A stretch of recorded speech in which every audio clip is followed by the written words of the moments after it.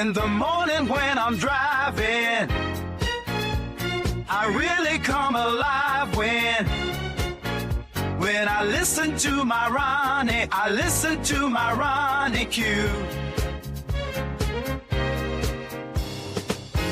They are rare and they are few who can compare with Ronnie Q.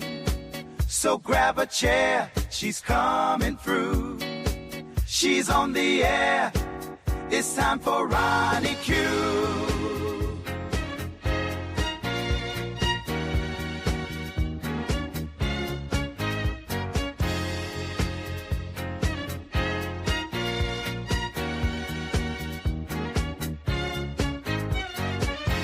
They are rare and they are few who can compare with Ronnie Q. So grab a chair, she's coming through. She's on the air, it's time for Ronnie Q. Ronnie Q. It's time for Ronnie Q. Ronnie Q.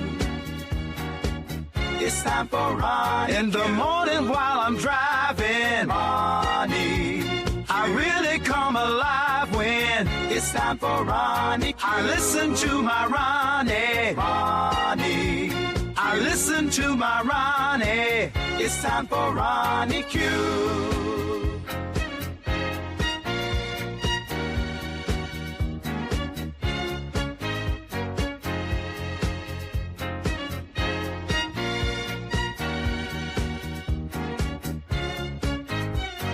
Take a seat and go meet Ronnie. Sweet, sweet, sweet, sweet Ronnie.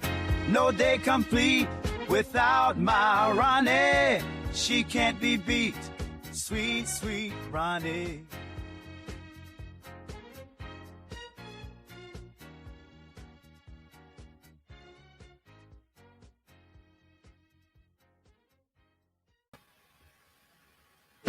Grand Rising.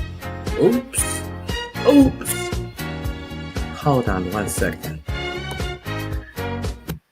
Grand Rising. Thank you for being here.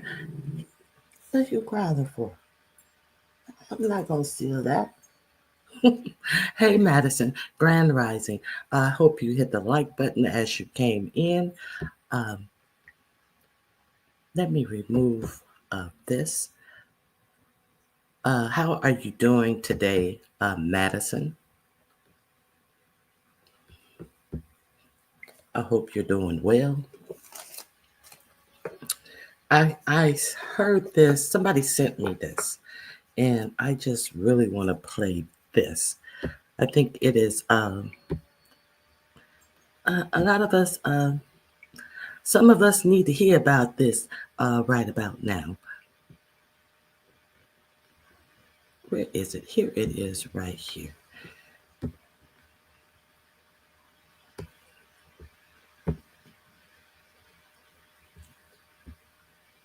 Oh, where's the volume? Where is the volume? Pretty special. If an entire... Oh, God. You must be pretty special if an entire movement of MAGA people had to create a Project 2025 to erase your contributions, remove your genius, marginalize your brilliance, disenfranchise your power, restrict your participation, and miseducate the nation's children. Maybe you don't know how powerful you are, Black people. Billionaires funded, lawyers plotted, think tanks studied, politicians gathered, insurrectionists on January 6th planned, entire news networks broadcast, and a so-called president gave executive orders, all centered on quieting the power of a people who will not be silent. To quote the comedic prophet by the name of Cat Williams, you don't spend this much time and money trying to convince people you don't like they are nothing. You don't like someone, you don't think about them. But if you have to pass laws, broadcast news stories, and blame all the problems in the nation on the people who built the nation, claiming they are the problem, something is not right. There is something special about you. The world wants our rhythm, but not our blues. There is undoubtedly something extraordinary about you. Y'all want to hear this one more time? Let's hear this one more time. You must be pretty special if an entire movement of MAGA people had to create a Project 2025 to erase your contributions, remove your genius, marginalize your brilliance, disenfranchise your power, restrict your participation, and miseducate the nation's children. Maybe you don't know how powerful you are, Black people. Billionaires funded, lawyers plotted, think tanks studied, politicians gathered, insurrectionists on January 6th planned, entire news networks broadcast, and a so-called president gave executive orders, all centered on quieting the power of a people who will not be silent. To quote the comedic prophet by the name of Cat Williams, you don't spend this much time and money trying to convince people you don't like they are nothing. You don't like someone, you don't think about them. But if you have to pass laws, broadcast news stories, and blame all the problems in the nation on the people who built the nation, claiming they are the problem, something is not right. There is something special about you. The world wants our rhythm, but not our blues. There is undoubtedly something extraordinary. Visit my description box. This is in my description box. You must be pretty special. It is the first. Video clip in my description box. Share that and tell a friend. Grand Rising, Bougie Auntie. Grand Rising, Truth and Reason. Yes, he did tell it. Thank you for my mod, Miss 313. Good to see you. My supporter, Miss Bernice. Miss Bernice. I'm looking at Mrs. 313. Bernice, my good supporter. Grand Rising to you. Good morning, chat. Please like and subscribe as you enter the chat. Thank you, Miss 313. Grand Rising, Nappy Child. Nappy Child, did you just hear the first clip that I played? Am I going to have to play it over for you? Because I know you will enjoy it if you haven't already heard it. Nappy Child, I mean, this is something that just really, I really enjoyed. Who sent that to me? I think Truth and Reason sent that to me. Was that you who sent that to me? Okay, I'm going to play it again. I think Truth and Reason sent that to me. Thank you, Truth and Reason. Was that you? I think it was. If it wasn't, we're just going to say it was. Hold on. Let me share this. Let me turn. People had to create a Project 2025. Hold on. Let me share the link. Oh, I have shared the link. Okay. I apologize. Okay.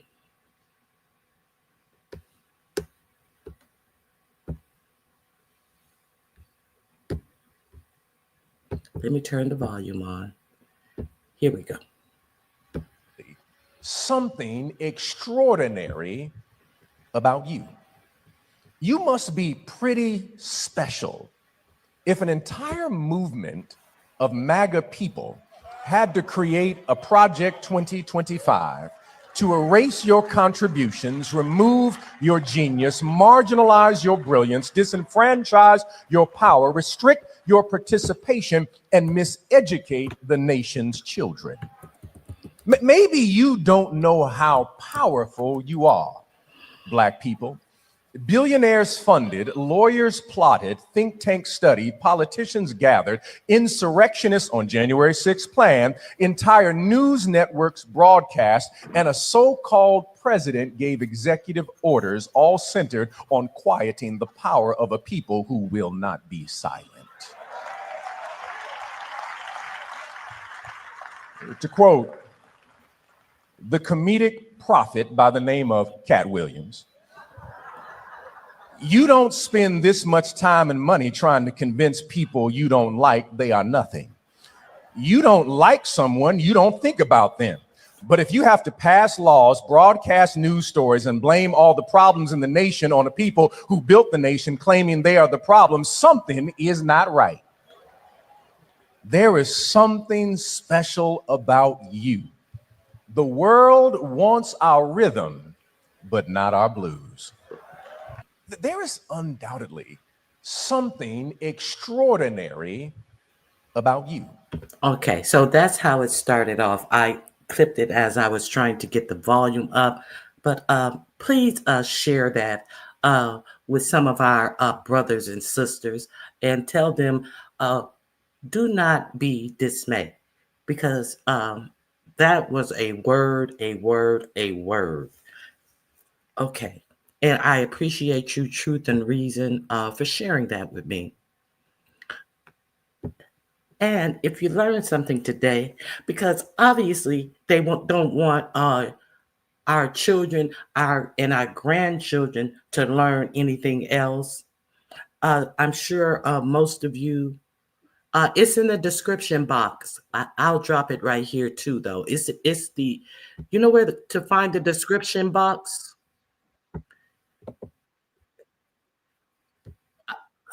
Okay, I'm gonna drop it right here too.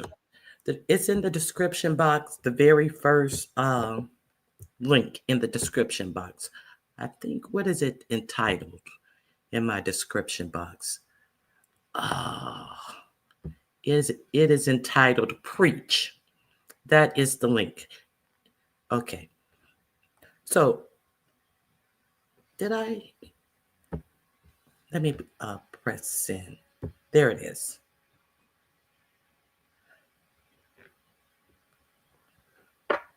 Show enough a right now word. Yes, a right now word. You're more than welcome, Nappy Child. So I'm sure you all heard about the Department of Education. Linda McMahon was told to shutter, do what it is to start shutting down the Department of Education. And they had 4,180 something employees, and she cut it down to 2,100 and some odd employees. So altogether at the Department of Education, because they have done some previous firing at the Department of Education, they are estimating that 1,500 people so far have lost their job at the Department of Education. Did you guys hear about that? I'm pretty sure anybody over here has heard about that. But they claim that it's not going to interrupt any programs. And let's be aware that the Department of Education is where students who are going to college get their Pell Grants. It's not just K through 12. The Pell Grants for our disadvantaged children who work hard to go to college but still need financial help. That's where they get their Pell Grants from as well.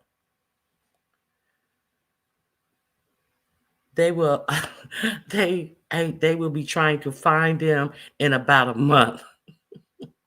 Now listen. I at what point, not for nothing, we have somebody who's tanking his own business that after the election he earned close to $200 billion with a B dollars. It is estimated. And now he has sank his own company shares down to below pre-election boost that he got for his company. So this is somebody who is in charge of waste, fraud, and abuse. Let's talk about that rocket that blew up the other day. First of all, why was the rocket even taking off? What was the purpose of this rocket even taking off? And it's awful funny that the reason why that rocket was able to take off was because he got a government contract from us, our money. So why was he unsuccessful for 2 times in a row of getting these rockets to blast off? And since it's our money that he got to shoot these rockets off and that have failed the last 2 times, exactly why was he shooting them off in the first place?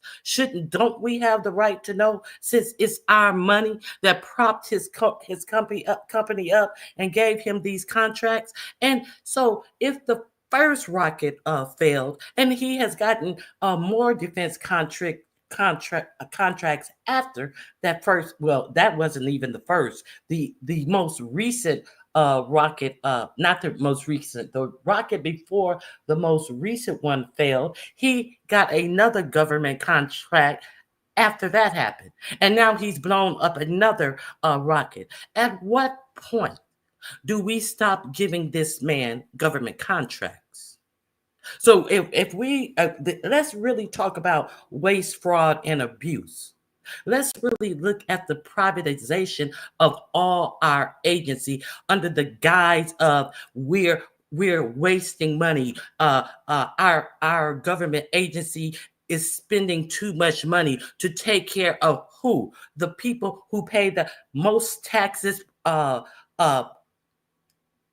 in comparison to what they make than the billionaires pay. Let's talk about why a billionaire has the unmitigated gall to say that we're going to have to go through some tough times while he's shooting rockets up in the air and spraying all of his failed rocket trash all across the Turks and Caicos. Are we going to talk about who is really behind all this waste, fraud, and abuse? Hey, Angela T. White. And it will impact HBCUs. Yes, it will. I saw it late yesterday. Locked them out. Talking about they had a security concern. Okay. Talking about they had a security. Okay. Muskrat had. We're going to get to that, Nappy Child. You know, we're going to get to that. Good morning, Ronnie Q and chat. Listening while preparing for the day. I understand, and I hope you have a great day as well. So, I want to. Oh, okay. So, they laid off all these people in the Department of Education. And there was a woman. She was a union steward. And she said that she was going to fight, and she was going to make sure that that they do everything they can to prevent this from happening.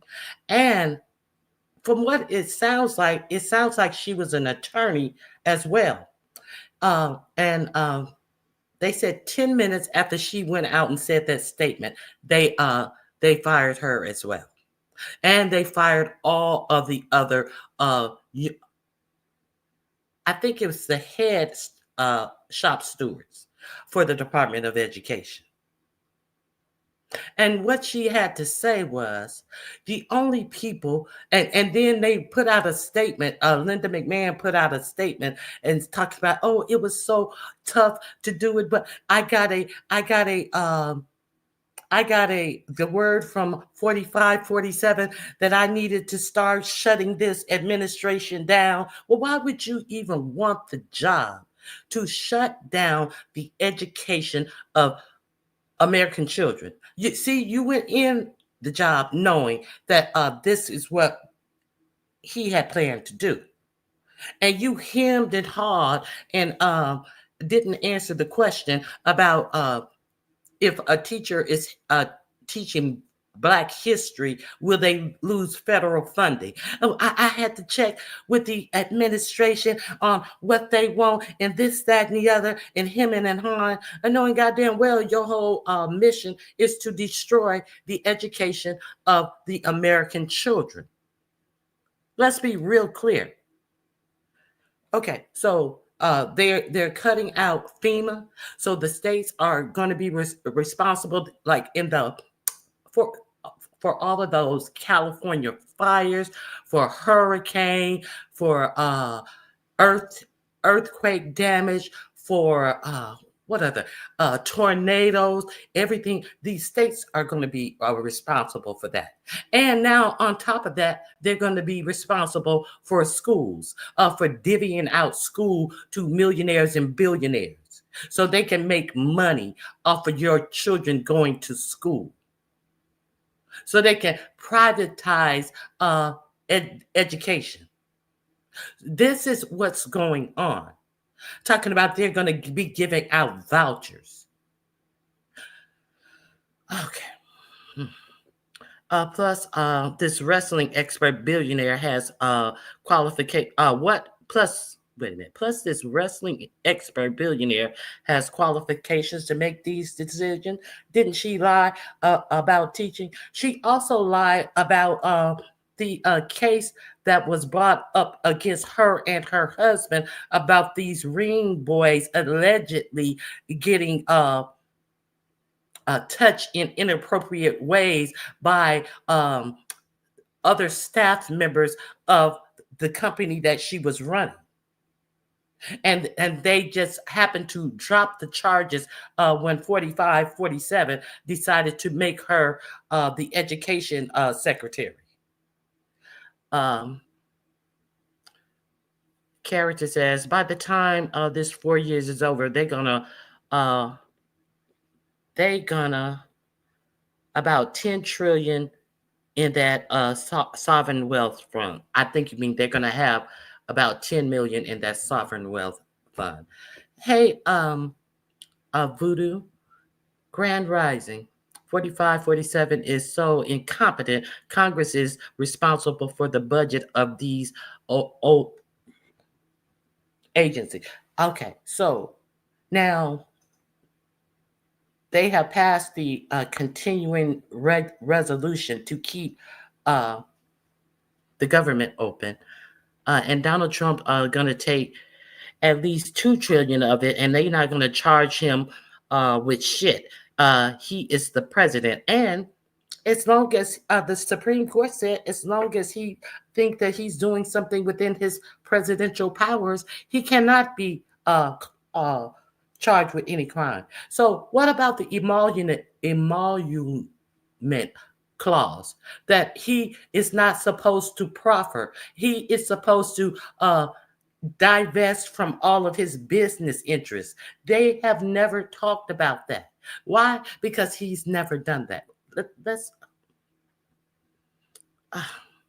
He's never done that, and he's never pretended to do it. Just like Elon Musk and all of these people from Doge haven't done any security clearance. How many times have they asked that blonde chick?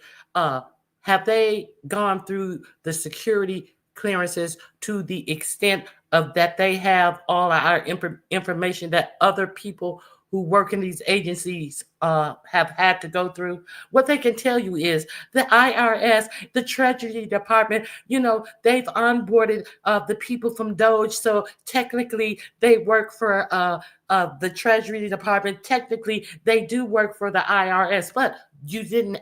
When they asked you, had they gone through the clearances to get the information that they are handling, you had to get back with us. And she hasn't gotten back to us. Not at all. And I don't understand why people are still not answering these questions. That's what number one. Number two, Have all of them passed drug tests like every other onboarded employee would have to pass? That's what I want to know as well. And if they have not passed the drug test, will you not be hiring them like you would everyone else? See, these are the real questions because okay, so it's not cool for a motherfucker to go to McDonald's and fail a drug test for burning a burger or not get a job at McDonald's because he got weed in his system. But you mean to tell me it is rumored all over this here United States about these people doing recreational drugs, and you haven't checked into it? But I'm sure you check into all of your other federal employees if they can pass a drug test before getting the job with sensitive information. How is it that you hire somebody onto an agency dealing with sensitive and classified information who you already know sold information from a cyber security company that they were working for? Fuck all this quiet and playing nice and nobody wants to go up. And where are the Democrats asking these questions? Where are they demanding to see these things? Because if they've been onboarded into these government agencies, surely they have to stand the mustard too. So we got all of these fucking fuck boys out here putting all of these people out on the streets. And what happened when people get put out on the street? Most of Americans' healthcare is connected to their jobs. To get that, what is that temporary insurance, health insurance, COBRA, is expensive than a motherfucker. You don't have no job. How you gonna pay for some COBRA insurance till you get a next job? And with as many people who are out of jobs and underemployed, and now they kicking a shitload more out on the street. When are you gonna even be able to find a job? How many people are going to lose their houses, lose their cars, have food insecurities? How are we serious? And now they're setting their sights on Medicaid and Social Security. So now these people who don't have no jobs themselves are going to have to worry about how their parents or their grandparents are getting along. Now these people who Medicaid is paying for someone in their family to be in a nursing home, they're going to be kicked out of their nursing home. Where they going to go? To you? No, you just lost your goddamn job. Look at this motherfucking economy. How many jobs did they create this quarter? 150,000 jobs. And it is estimated that they have already got rid of over 250,000 federal workers. So what do people do when their backs up against the wall? What happens to society when you press society so bad that their backs are up against the wall? They strike out. They strike out. Let's talk about the right to protest your government. So we are well aware, any of us who try to stay aware, we are well aware that Project 2025 says that they have, and Russell Vought said in a secret recording that he has given 47 the instruments to call for a civil unrest and to lock the country down by using our own military. And let's not act like we don't know that is actually in Project 2025. Let's not act like we don't know that Russell Vought is one of the co-authors of Project 2025. They caught him on tape saying that he wanted to cause pain to federal workers. He wanted to give them pain. He wanted them to hate going to work. And he has given 45, 47 the information to actually seize this country if there are protests. Okay. So we know they always try to rewrite shit. So he said that the George Floyd protest was a protest against government and the Trump administration. When we all know what George Floyd protests were about. He framed at George Floyd protests as protests against the government and not liking 45's policies. I played this for you. It was a undercover secret taping of him giving up the ghost. Okay, so now you look at that guy from Colombia.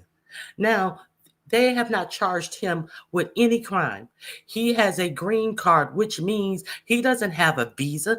They go on these news channel and says, well, if you're in school on a visa, you should be careful. No, he doesn't have a visa. He has a green card. He is a full-blown United States citizen. And they have him, they arrested him in New York City.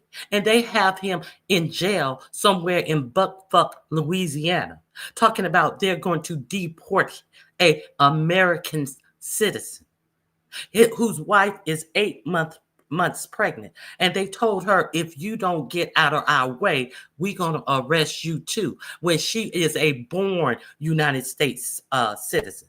And what crime did they say he committed? What charges are he up on other than being deported? They're talking all of this talk that he is siding with jihad, and he is have discrimination against Jewish people in this, that, and the other. But what crime? No crime. They're talking about deporting an American citizen without giving him due process because he was speaking within his First Amendment rights. He was standing in his rights to protest the government. But they're talking about deporting him. So what the fuck do you think they gonna do to anybody else who start protesting? Let's not forget when 45, 47 was doing that Tesla commercial out front in front of the White House. Did y'all hear one of them reporters ask 45, 47? They said, some people say that the people who are protesting Tesla, they should be charged with domestic terrorism. See, this is a reporter who said this to 45, 47. But see, but my mama always said, don't come to me talking about somebody said, unless you can say who said it. Why are you carrying it? See, we weren't allowed to, somebody said. You have to know who said it and to make sure it was somebody who had the authority to say what they said or had the sense to know what the fuck they were talking about. But a reporter comes to 45, 47 and says somebody said that you should charge people who are protesting at the Tesla dealership with domestic terrorism. And what do you think 45, 47 said? What do you think he said? It was supposed to be a question, but it was a statement. What do you think he said? Hey, Fran. Good morning. Hey, brown sugar. They did. My mom did not. I knew not to say. They said, "Hey, Miss T Velocity." 45, 47 said, "Yeah, I'm gonna look into that. That's probably exactly what I'm gonna do." Okay. It is not against the law to protest a retailer. It is not a domestic terrorism to protest a retailer. let me. I got some screenshots. Uh, so we have him. We have him out out on the front lawn with his notes about the greatness of the Tesla car out there with all of these Teslas in front of the White House. And and also, I'm going to tell you something else about Tesla, what Tesla has going on in Canada while they are talking about investigating Tesla for some double dealing. So he's out there, and let me see, what's this text? Elon Musk on Tesla owners and investors. Elon Musk said that the Tesla owners and investors, these are innocent people who have done nothing wrong. And then Trump then comes in and takes up for Elon Musk. These are innocent people and they have not done nothing wrong. Well, what have the people done wrong that you summarily fired from their jobs and put these blanketed, didn't even bother to give them a real reason why they were leaving their jobs, telling all these people it was because of their work performance. When people had stellar work performance reviews. What did these people do? Okay. So we fired 2,100 and some people from the Department of Education in an attempt to close the Department of Education. Why? Because you guys want to privatize the Department of Education and make money off of us. You're already billionaires, but you want to make money off of us. So if you cannot afford the Department of Education under the Department of Education, how the fuck are you going to pay your CEOs of these private schools, of these charter schools? How the fuck are you going to pay those cheaper teachers? And most importantly, that we know that is always most important to you, how are you going to make a profit and pay your shareholders with the amount of government money that comes to your school per student? So what are the students going to be left to have? Because we know y'all got to pay y'all shareholders. We know y'all have to increase y'all profits. So it's no money to pay the workers at the Department of Education. And they don't have to fucking make the motherfucking Department of Education make money for shareholders and fat cats. Let's keep it a buck. Okay. One more thing. They want to fuck with Social Security and Medicaid. Let's talk about Medicaid. See, because I talked to you guys about Medicaid even before that Luigi guy gunned down that CEO from Medicaid. I've been talked to you guys about Medicaid because when I heard the story, I was disgusted about what they were doing with Medicaid and Medicare. Medicaid has so much money that they have to stay solvent. The insurance companies were overcharging the government. They were sending them bills, overcharging them. And then so many states start suing Medicaid for millions of dollars for these charging. And then they had a whole congressional investigation about it. But what did Biden do? Biden gave them, he didn't enact the fact that they have to make sure that their bills are correct before they send the bills. He gave them 2 years to correct it.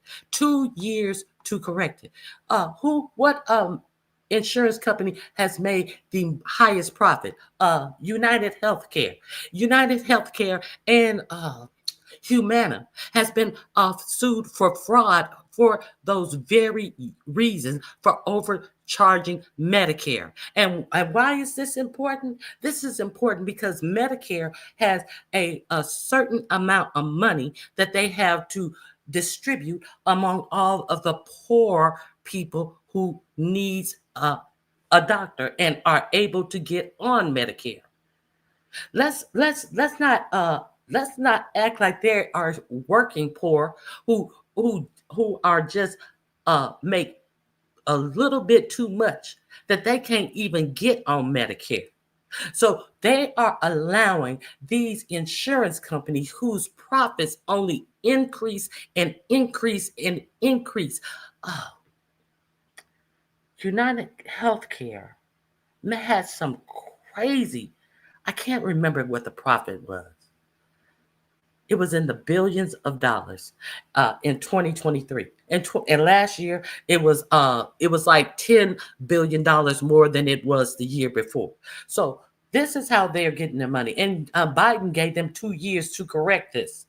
2 years to correct getting your bills tallied that we taking out of these people's fund that you gonna make it insolvent by the year 2028 if you keep on doing this fuck shit. So knowing all of this, even I know this. Why is it that they are talking about taking $850 something billion away from Medicare? Why are they talking about taking that amount of money away from Medicare? How come you're not going to these motherfucking insurance company who has been overcharging Medicare, who been paying dividends to their shareholders? How come nobody is going to these insurance companies who stole from Medicare? That's what I want to know. How come ain't nobody went to jail for this theft? That's what I want to know. Because I know goddamn well if you go in the motherfucking store and steal something that's over $1,000, they're going to put you up on a federal charge. But these motherfuckers stealing billions of dollars, not millions, billions of dollars. Okay. So there he is. I lost my thought. I forgot I was throwing. I am just okay. That's what I had to talk about today. Okay. And then there they are again, and he's standing up there in front of the press pool saying that he bought a brand new Tesla. And then, he has his notes. They made sure that they gave him the notes to brag about Tesla pricing, full self-driving. The full self-driving that is that does not work properly, that has been caused so many accidents where people have lost their lives, that is not a product that's ready to go, that I forget what agency that he fired the inspector general who was investigating this self-driving and all the accidents that they caused and all the lives that were lost due to this self-driving mechanism. And he also, even prior to Trump winning, he also positioned the people that make the rules for what will be included in a accident report. He wanted them to take out whether the car was on self-driving mode or not. He was trying to position for it to be taken out of accident reports. But now he's in, and he just shut the whole motherfucking investigation down on this self-driving shit. Okay, so he got a Model X is $112,000, $112,000, $490. A CT is $114,000. A Model S is $108,000. $100,000. A Model 4 is a mere $54,000, and he has all the specs on it. And he says that you can own one for as low as $299 amount. He got his crib notes in front of him. Why? Why does he have his crib notes in front of him? I'm gonna tell you why he got his crib notes in front of him. He's talking to the media with his crib notes. One of the reporters asked him, and I am so shocked that it was that Ducey from Fox News. He said, "Don't you think that it's a little off key? You out here buying a Tesla when people are losing all of their money in their 401ks because the stock market is going down?" He was stunned, and then he said, "Well, those people are going to be all right. We had to make some adjustment because the Biden administration left the government in such a mess and lies. And when I left, I had the highest stock market than any other president. But since you've been gone, Biden has done that over 30 something times, and he gave you the highest stock market than any president ever received. So while you did it once, Biden, while he was in office, he broke the records in the stock market. I think it was 33 or 34 times. But he act like he is. I got the highest stock market. Well, where's the stock market now? So why are you out here buying a Tesla now? Let's see why he's out here buying a Tesla. Has his notes about how much you can get into a Tesla for, because the stock market was tanking. That's why. And he is out here. This is against the law. This commercial that he did on the White House grass because Tesla stock is tanking, what he did is against the law. That's what he did. They broke the law in broad daylight in front of a whole pool of reporters in the world.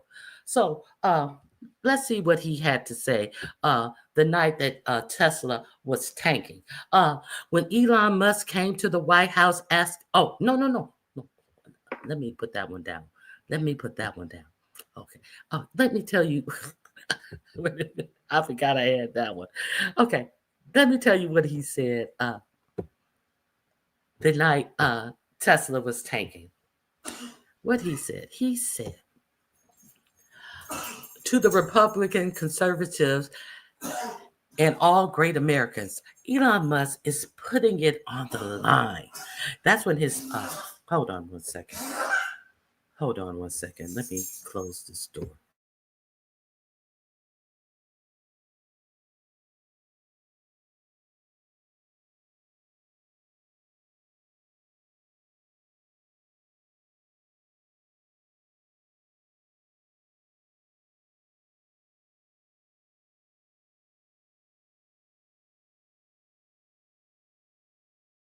Somebody was having a coughing spell. Okay, so to the Republicans and conservatives and all great Americans, Elon Musk is putting it on the line in order to help our nation, and he is doing a fantastic job. But the radical left lunatics, as they often do, are trying to illegally and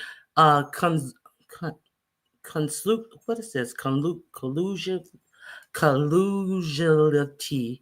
I guess they're trying to collusionality, boycott Tesla. When has it been illegal to boycott a business?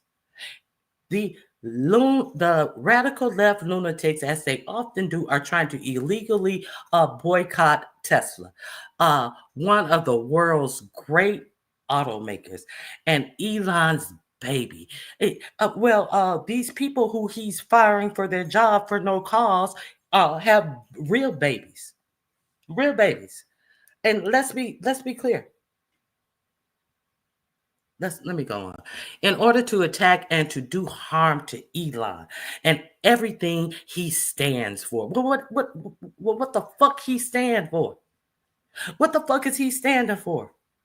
And so when you stand for fuck shit, you get fuck shit done to you. That's what it do. Okay, so then they tried to do it to me. They tried to do it to me at the 2024 presidential ballot box. But how did that work out? Okay, let me move this. Let me move this statement. Okay. In any event, I'm going to buy a brand new Tesla tomorrow morning as a show of confidence and support for Elon Musk, a truly great. I'm sorry, I got to remove for Fran's comment. A truly great American. Why should he be punished for putting his tremendous skills to work in order to help make America great again?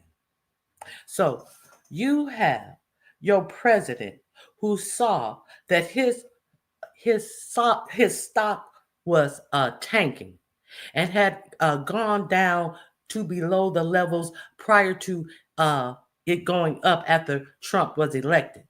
And he, after midnight, wrote this text.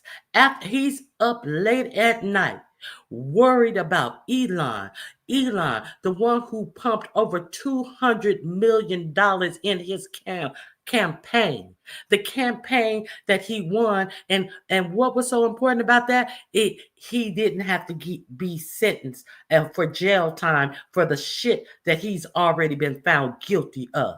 So now he's up. He ain't up late at night worrying about the economy. He ain't up at night worrying about, well, shit, how am I gonna pay for these tax cuts for these millionaires and billionaires and make them permanent? He ain't up late at night. He worried about Elon, and he said he's gonna buy a Tesla in the morning. So first of all, do we even know if that Tesla was bought? We know how they like to play games, but that's neither here nor there. The other illegal part of it was he was asked a question standing out there in front of them cars, and they said, do you think that this is going to help the Tesla stock rise? And he said, I hope so. That's what he said. So you mean to tell me, and this is a great car and everybody should get one. So you mean to tell me at a time where you cutting jobs more than you are creating jobs, our fucking whole economy is in the tank, and you standing your stupid ass up there telling people that they should go out and buy $100,000 cars? Is that what planet is this motherfucker living on? I'm just asking. Let me read some of these comments. I'm going to drop the link if anybody got something to say. I'll just read your comments if you don't. Because it was a lot. It was a lot of shit that went on yesterday. And what about the emolument clause? Let me put that clause up here. Let me see. I definitely want to put this clause up here. I have a question. What about this clause about not taking gifts? What say you about this clause? Let me find it and put it up here and see if anybody disagree with me. Where is it? There's a clause for this. It's in the description box. It says there's a clause for this. Okay, let me share my screen and remove this image.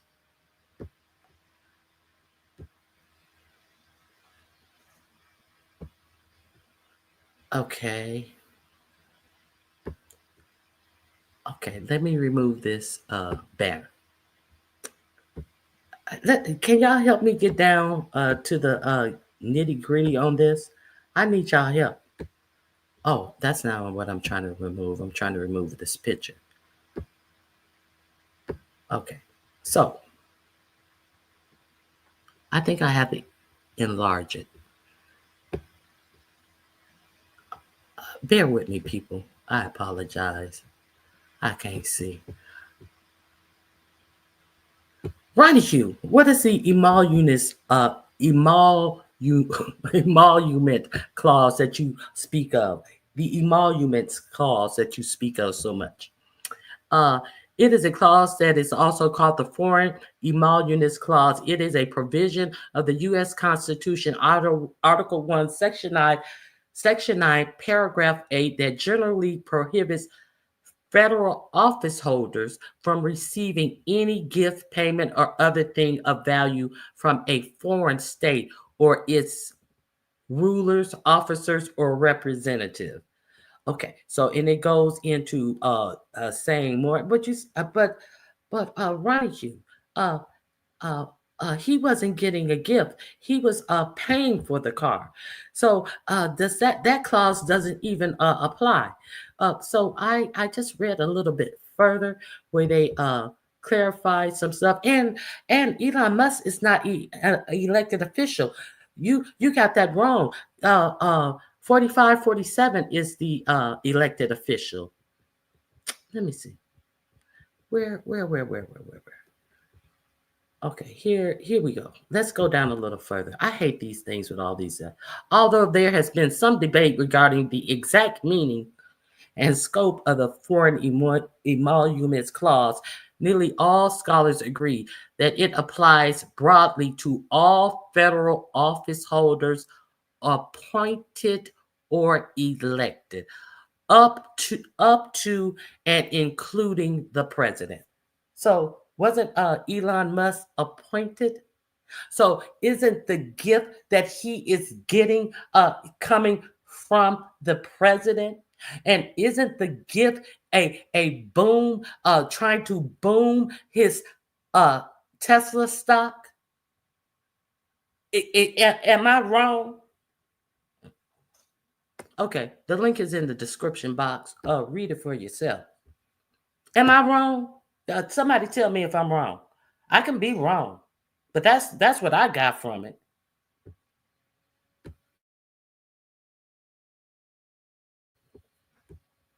Okay. Hey, Z Sarah.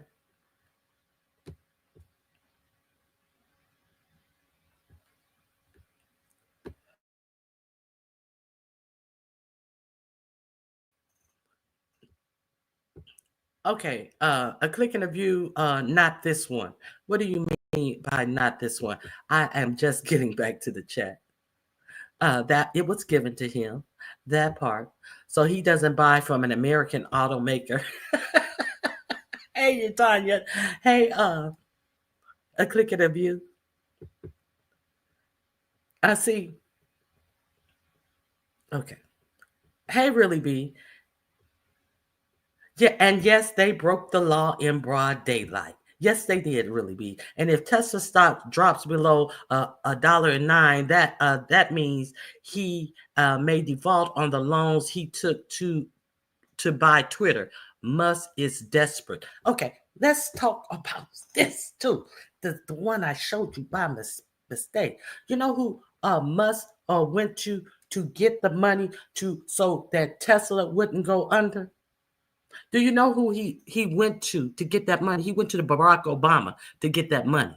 Barack Obama was the one who gave him that money, so Tesla wouldn't go under in the first place. But the man who went out and bought a Tesla yesterday and wanted to tell you guys how good the Tesla was and all of this shit.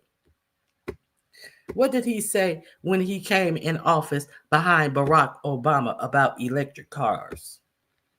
Excuse me, hold on.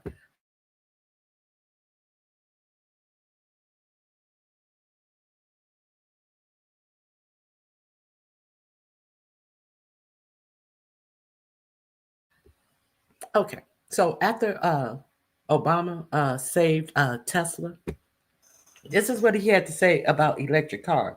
When Elon Musk came to the White House asking me for help on all of his many subsidized projects, whether it's his electric cars that don't drive long enough, driverless cars that crash, or rocket ships to nowhere, without which subsidies he'd be worthless. And telling me how he was a big Trump fan and a Republican. I could have said, drop to your knees and beg, and he would have done it. That's what he said the first time he was in office. That's his Trump. That's what he said. I didn't say that. He said that. Y'all didn't know about that?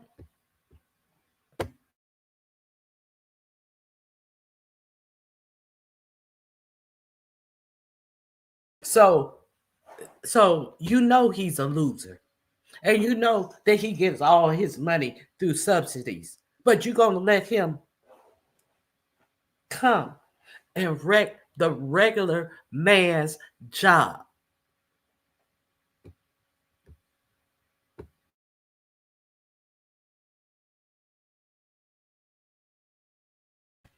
He don't even know what the regular man's job is. We know that the shit that he is doing under his tutelage has been failing quite a lot. He should be losing his job right about now. Hey, Sassy. Hey, Kimberly Black.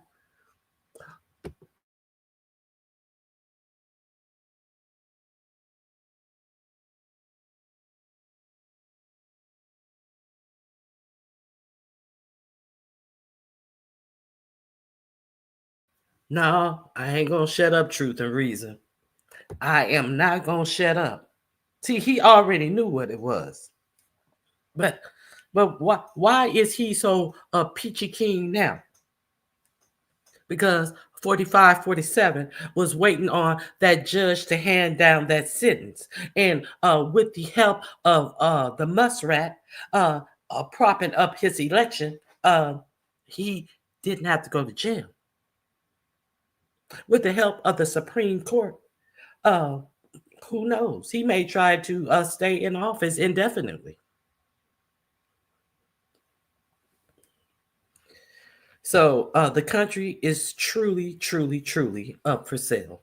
Okay, I'm gonna play a couple of. I done talked about everything that I wanted to talk about because it was just a lot. It was just a lot of fuck shit going on yesterday. So let me play this.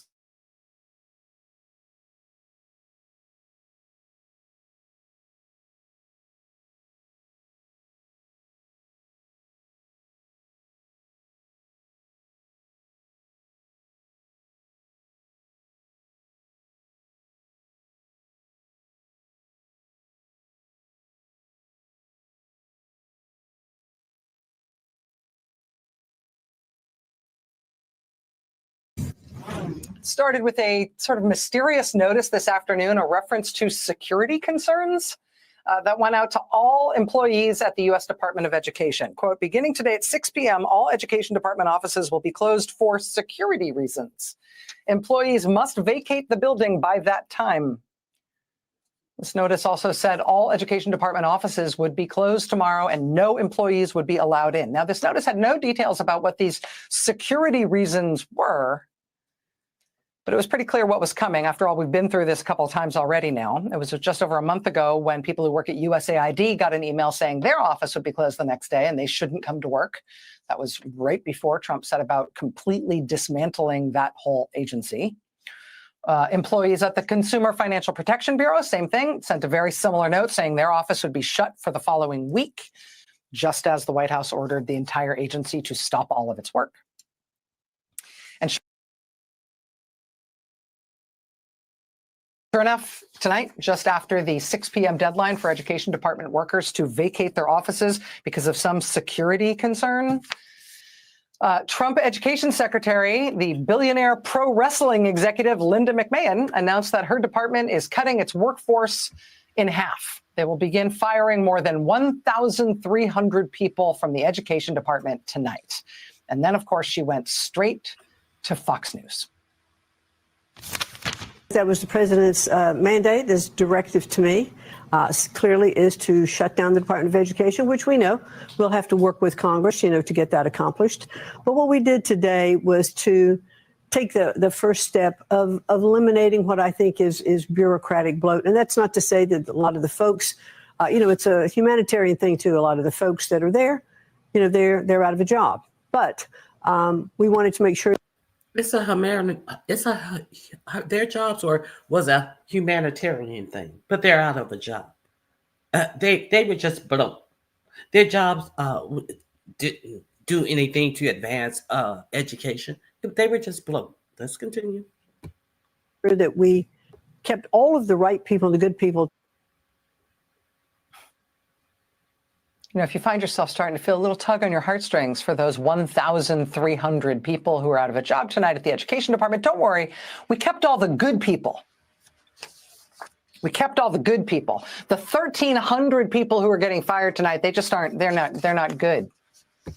Okay, let me take this a little further. Let me see. I want to get to this woman's story right here. Did I tell you that you saw a little peek of this lady? She said that the good people that are left, that she noticed who are the good people that are left that didn't get fired? White men. Okay. Union officers. Joining us now said, we will fight these draconian announcement tonight that they're firing. Donald Trump is trying to do it anyway, apparently starting with firing fully half the people who work at that agency tonight. This is from NPR on the Trump administration's announcement tonight that they're firing 1,300 people from the U.S. Department of Education. Quote, AFGE, American Federation of Government Employees, Local 252, a union that represents Education Department employees, released a statement in which its president, Sharia Smith, said, we will fight these draconian cuts. Minutes later, AFGE Local 252 told NPR that Sharia Smith was laid off, along with all 5 of the chapter's other union officers. Joining us now is Sharia Smith. She's president of the union representing 2,800 employees at the Education Department. She served our country as an attorney for the Education Department's Office for Civil Rights until this evening. Ms. Smith, thank you so much for being here on Tonight of All Nights. I am sorry for what you're going through. Thank you so much, Rachel. My coworkers and I from all over the country really appreciate the platform you're giving us to talk about this. Is it the case that your whole office is being closed and your colleagues, all of your colleagues at your office are being fired as well, the whole thing? That's so interesting that you asked the question about our whole office. So we've reviewed the list of people who are set to be laid off. And I also listened to Secretary McMahon's statement about how they're keeping the good people. The people that they seem to be keeping are white men who happen to have graduated from very conservative schools. Not to say... Say what now? Say what now? That they're not good. I think all of my coworkers are excellent. Many of them are members, but the coworkers that are being laid off as well are also good. What is curious in the U.S. Department of Education is that the layoffs, the mass terminations, the administrative leaves are seeming to affect and impact disproportionately women and people of color. And the Department of Education should be a model employer. And I want American people to think about, do they want their employer to follow this model where the only people that are deemed good enough to keep their jobs and their ability to support their families are people who are from a certain race and are of a certain gender. Okay, so this is in my description box. Make sure you go and check it out. Let me see, what is it listed under? It is listed under Who Needs Education. That is is in the description box. So go over there and check that out. I don't want to play the whole thing. And yeah. She said the quiet part out loud. Hey, LaShonda Allen. Exactly. So let me play. I'm going to go through some of the other things that I was talking about Okay. Nobody wants that trash. Let me see. I don't know what this is. I'm going to have to find. I'm going to share this with you. I can't remember what it is. That's the heading of it. Nobody wants that trash. Let me go to the 2-minute, 29-second mark. Okay. Here we go. Okay, here we go. Let me share my screen. This is also in my description box as well. Panic mode. Okay. Mode. Elon Musk needs Trump to save him. Let's see what he's talking about.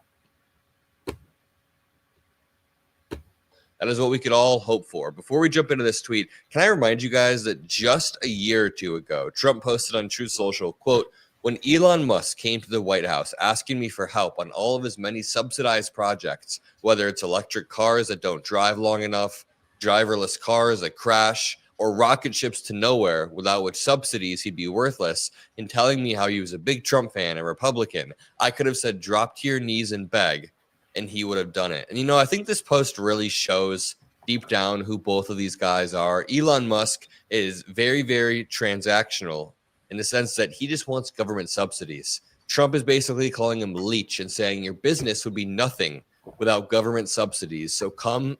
And they are both right because they are both transactional.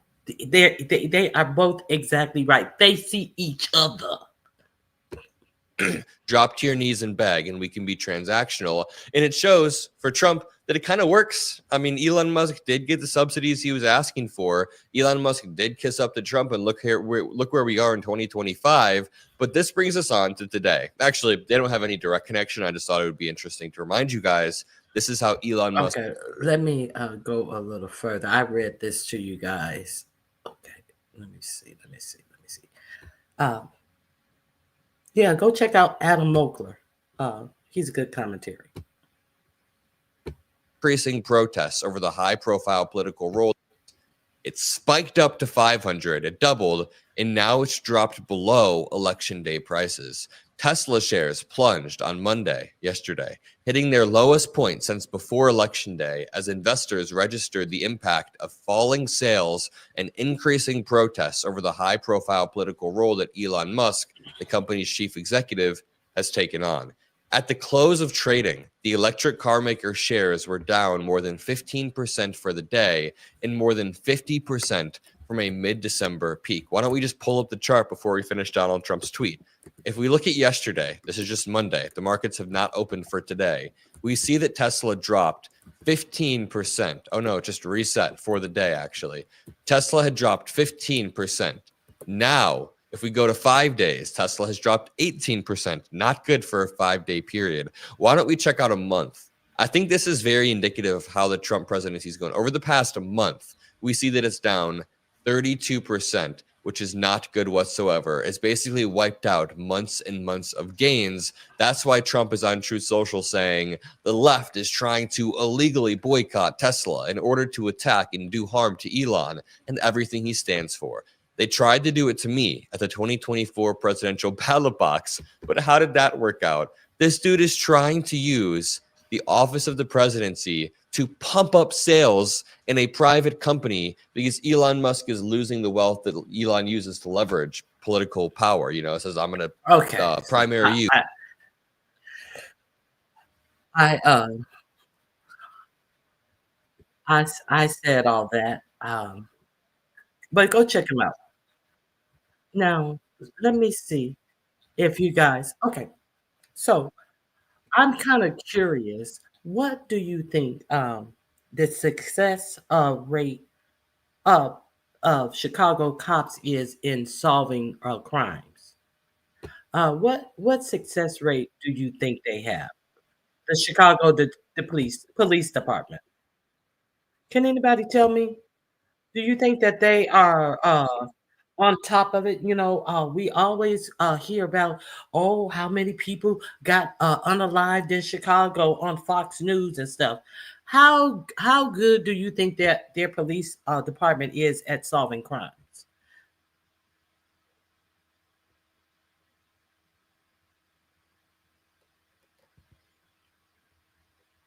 talk about a waste. Trump Bibles. Okay. The same way they voted for racism, they say if we have to give colored people education, we won't give it to our own ignorant children whose privileged education either. See, they don't have to worry about that because their children are not going to public schools anyway. They're going to private schools anyway because they are not worried about. You think Trump gives a fuck about his base? No, he don't give a fuck about his base because they can't do nothing for him no more. Anything that he's gonna do right now, he's gonna take it, and it's all about money. They can't do nothing for him right now. He can decide if he's gonna illegally try to run again, or he can decide if he's just gonna say that he's gonna stay in office again. The world is his, and look how people are sitting around. Well, they're starting to get mad. Okay. People. Let me see. People are a whole year behind. I pulled out my Tesla a whole year and a half ago because people didn't look at the other side of the world where they were already protesting these cars. And you're right. You're absolutely right. And that's why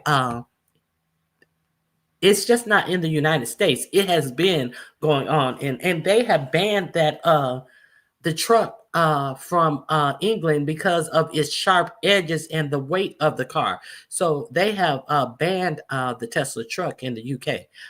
So our crazy director of education increases his budget to spend $6 million to purchase $6 million to purchase 55,000 Bibles to put in our classroom. Thanks goodness our state Supreme Court blocked it. I remember reading about that Arizona. I think it was the governor, not Arizona. I know what state. The A state governor. Okay. What country does all this remind you of? Doesn't it remind y'all of the Muslim countries where women have no rights? That's a shame. Okay.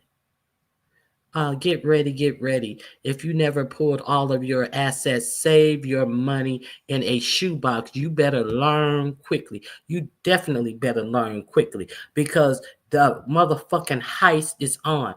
They said Social Security has so many trillions of dollars.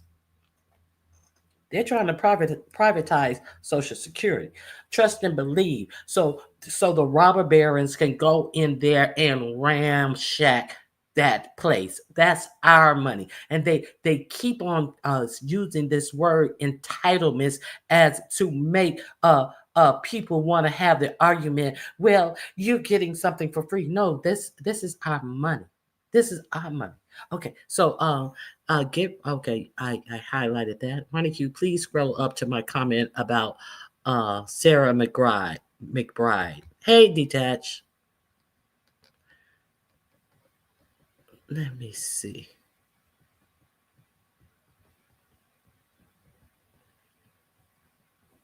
I don't see it. Sarah McBride.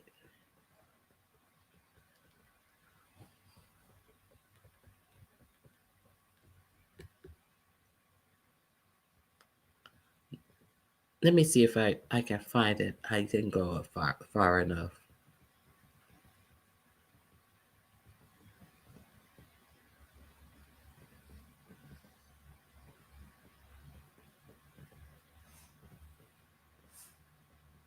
Nappy Child, rewrite it. I don't see what you said. Hey Sassy, did I speak? Kimberly Black, Grand Rising. Okay. I don't see the Sarah McBride comment.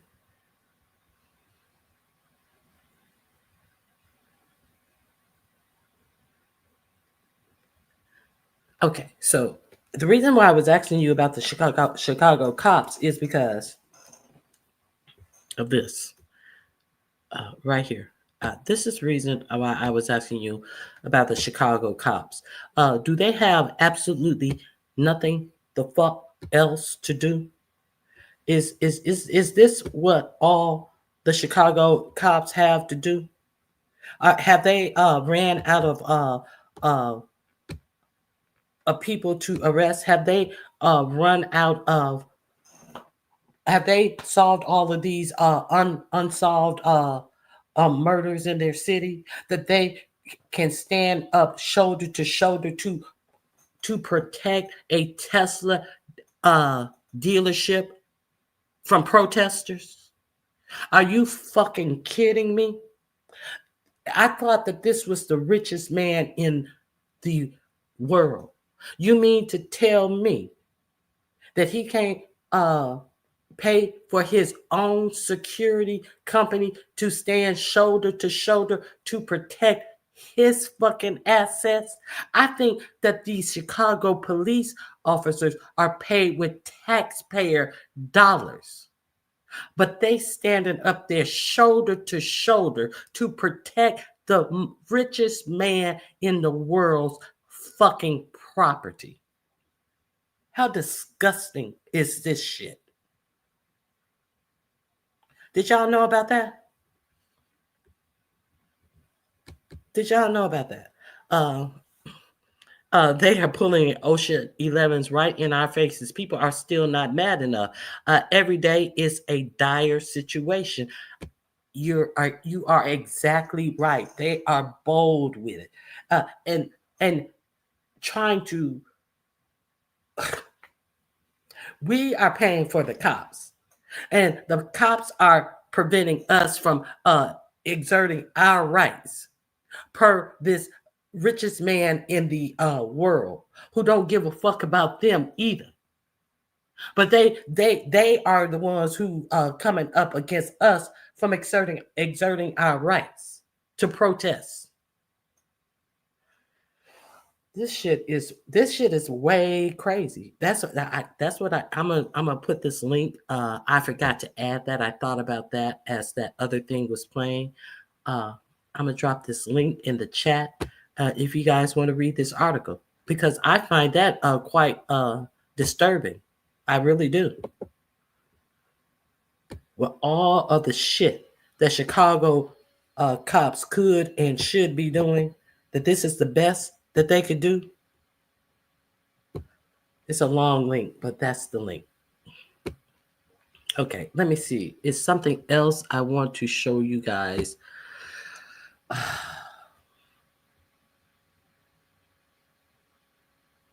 Now, this is the comment about domestic terrorism. I want you to hear him say it. Okay, let me share my screen.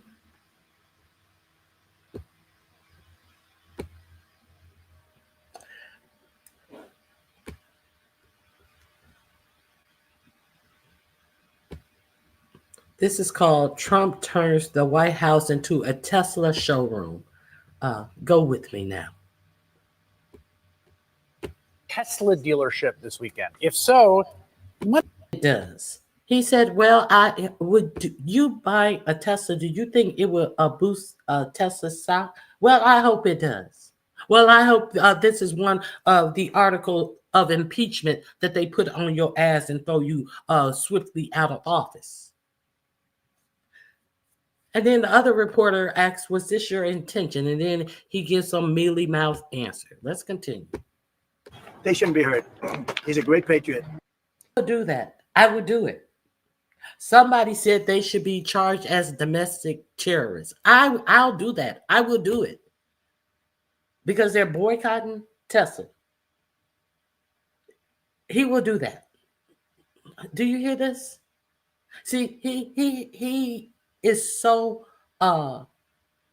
just unafraid, unabridged to just say anything he wants to say. Look at these two numbnuts up here. It is totally disgusting. I'm gonna try to repost that link to that article, and you can Google Chicago police officer criticized for guarding a Tesla showroom. It'll come up. American company. You're either with the Tesla or you're with the terrorists. That's one way to try. I will do that. I'll do it. I'm going to stay. As an oligarch's business empire. The thing to understand is just how actually precarious the entire Tesla empire is. Listen to this. One way to measure a stock's value is to compare its price to how much money the company has. Okay, so he's going into the stock is very overrated. So I didn't know I played that much of it, but I did not play all of it. Citizen arrest. It's all illegal what they're doing. Yes. Hey, Jill, comfort zone. Yes, it is all illegal what they're doing. 100 worldwide is still crashing. Don't let them lie to you. I haven't turned on the TV this morning, but I'm sure. What the hell? Oh, okay. I still got 15 minutes. Okay. Yeah. Let me see. There is something else. Let me see. There is something else I definitely want to share with you guys too.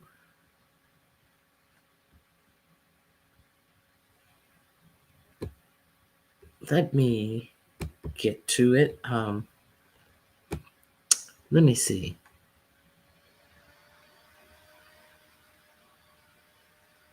Is Tesla running a fraud in Canada? Let me share this with you.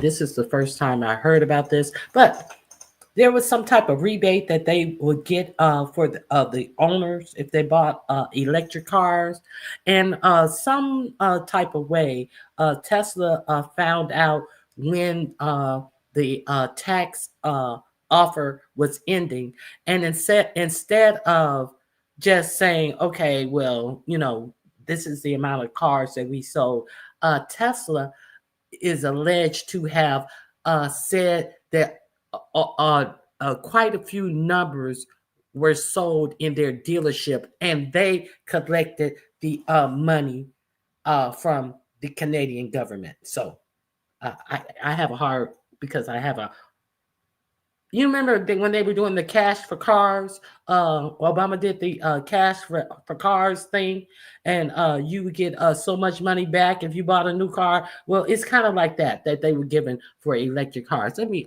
share the link. And I don't know if any of you guys heard of it, but this is the first time I heard of it.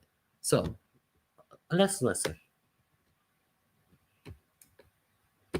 Big deal. I'm surprised the story hasn't gone mega viral yet, but we have some reporting now coming out of Canada that Elon Musk's Tesla may have basically committed a massive fraud campaign. Now, I should point out, they are struggling, dog. They're in trouble. Tesla is in trouble. They went down 50% since December. And of course, that's almost fully the fault of Elon Musk for being a very public-facing robber baron and Nazi and destroying the U.S. government and being wildly unhinged and replying to Nazis all the time on Twitter and all that stuff. So here, let me walk you through it. We got a local news report here from Canada, and they're going to lay it out. Then I have an article for you as well. But listen to what Tesla was caught red-handed doing. In the west end of Toronto, this one Tesla location alone reported selling more than 1,200 vehicles on January 11th, totaling more than $4 million in rebates. So we paid them a visit to try and get some clarity on the staggering number of sales. How are you? Good, how are you? Good. My name's Adrian Gobriel. I'm a journalist with CTV News. There was a large increase in the number of sales processed through the EV rebate program. Just trying to get an understanding of perhaps what maybe some of the reasons were behind that. Did that take place? Or is that a backlog of paperwork going through? You can't share any comments? Is there any manager you think that might be able to? Our multiple emails to Tesla's headquarters have been met with silence. It defies logic that these corporate stores of Tesla and Tesla shareholders and Elon Musk would be able to sell 8,600 vehicles in a single weekend. There's something highly unusual about this. CTV News has gathered the data from Transport Canada's records. Canada's EV subsidy has been wildly popular, with more than 500,000 vehicles purchased through the program. On Monday, January 13th, it was paused, just 72 hours after Transport Canada signaled that the program would soon end. Over those 3 days is when 4 Tesla locations, 1 in Quebec, 2 in Toronto, and 1 in Vancouver, claimed $43 million in rebates. So it seems that somebody at Tesla may have been tipped off, or the registration gaming of this may be inappropriate. We don't have the facts yet, but what we're asking for is that Transport Canada look into this. The Minister of Transport has pledged to do just that, according to the Canadian Automobile Dealers Association. As of this hour, we're still awaiting a response from Tesla. We need a full investigation of that. This looks sketchy as hell. This looks like out and out fraud. So the Toronto Star has a piece on this as well. Tesla gamed the system. Canadian auto dealers stiffed millions when U.S. giant rushed to claim last EV rebates. Tesla had a run on the bank, said the Canadian Automobile Dealers Association Hugh Williams, describing how the U.S. giant rushed to claim 8,653 EV sales in the final 72 hours of the federal EV rebate. Guys, I said it once. I'll say it again. And then I'm going to say it 28,000 more times. You need to look deeper into Elon Musk. This guy. Okay, so that's the story that I hadn't heard of. You guys might want to check out this channel. He does some good news. I want to see him in that Tesla that he bought. I'm sure he got a special delivery. He didn't buy that car. It happened in New York City. 9 cops and people were asking who owns that Cybertruck, and it was a strange 9 cops was surrounding that one truck.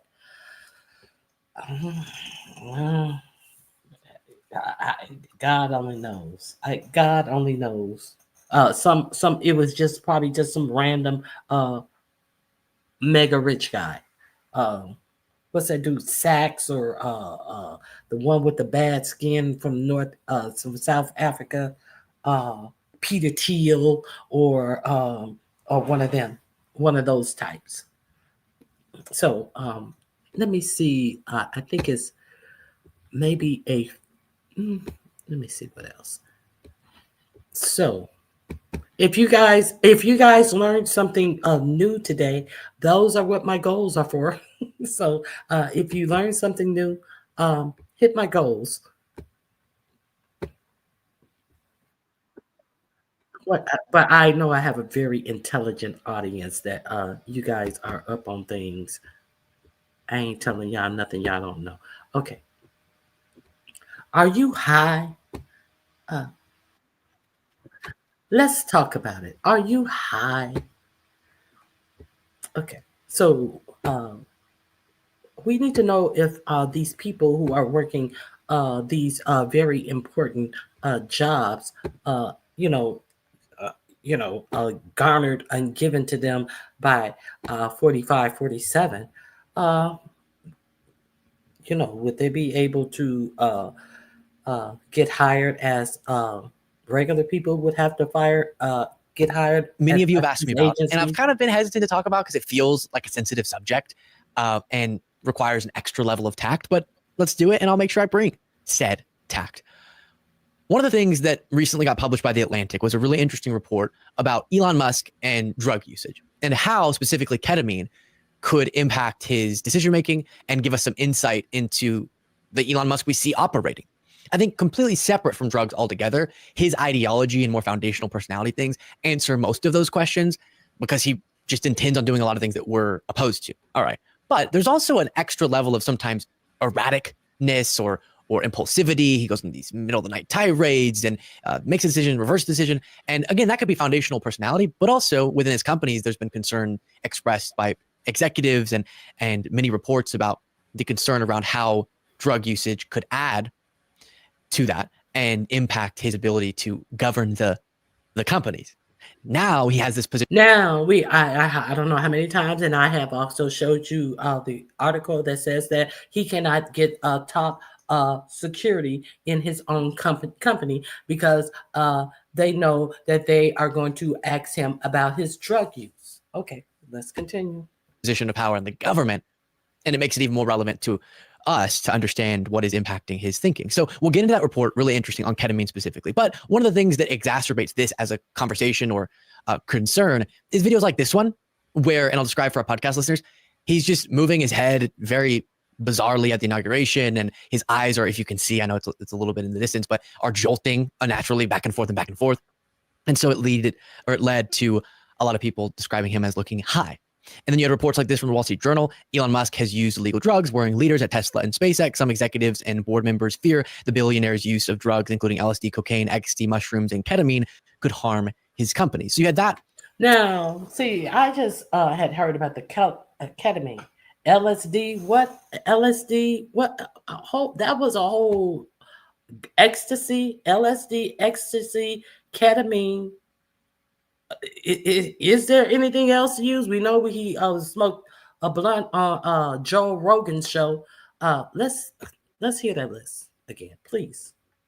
LSD, cocaine, ecstasy, mushrooms, and ketamine could harm his company. So you had that. LSD, mushroom, cocaine, ketamine. I'm still missing one. LSD, cocaine, mushrooms, ketamine. I can't remember all those drugs. I don't know. For some time. But then you have this Atlantic piece. And I think to understand what's explored there, we need to watch this from his interview with Don Lemon, where Don Lemon asks him about ketamine specifically. And he says he's prescribed ketamine. So as a caveat, you all know this about me. This is not about worsening any stigmas around mental health. Now, let's remember, this is the interview that Don Lemon did with him before Don Lemon was supposed to start a broadcast on X. And after this interview, Elon Musk told Don Lemon that no, he could not start. The contract was over, null and void. And Don Lemon went on to do his own thing, thank goodness. And so Don Lemon was softballing him because he only asked about ketamine. And and he allowed him to use it as a crutch, as if he was prescribed it by a doctor. Let's continue. Health, if he's saying this is a mental health treatment as guided by a doctor, or making light of this issue at all. On the ketamine thing specifically, I am confused because from my understanding, as it pertains to depression, when doctors are prescribing it, it's to be done in a clinical setting, but maybe I'm wrong about that. Regardless, it's not about stigma or making light of what could be something serious. But if he's said that he takes ketamine, you can then learn about ketamine and if it's abused and see some through lines into the behavior that we see again, which we'll get into. But you've admitted that you have a ketamine prescription. Yeah. What's that for? Well, I mean, it's pretty private to ask somebody about a medical prescription, but I think it's something I'd say, like, there are times when I have sort of I don't know, like a negative chemical state in my brain, like depression, I guess, or like depression that's not linked to any negative news, and then ketamine is helpful for getting one out of a negative frame of mind. Well, listen, in fact, I generally, obviously I'm not a doctor, but I would say if someone has depression issues, they should consider talking to the doctor about ketamine instead of SSRIs. Listen, I think that ketamine and drug therapy is increasingly becoming more in the mainstream. Yeah. Do you think you're doing it under a doctor's care, right? Yeah. Literally a prescription from a real doctor, not like, Yeah, but do you feel like you ever abuse it? I don't think so. If you use too much ketamine, you can't. I don't think so. That was not a no. I don't think so. It's not a no. So go over there and check out the rest of this video. It's under the in my description box under the caption, "Are you high?" Hey, Beth. I was like, wait a minute, I'm missing one. Muskrat Mama was taking up for her son in a recent interview. Okay, Rockwell, that's what Don Lemon, is that what got Don Lemon canceled? Yes, he used the white, no. That's not what got him canceled from CNN.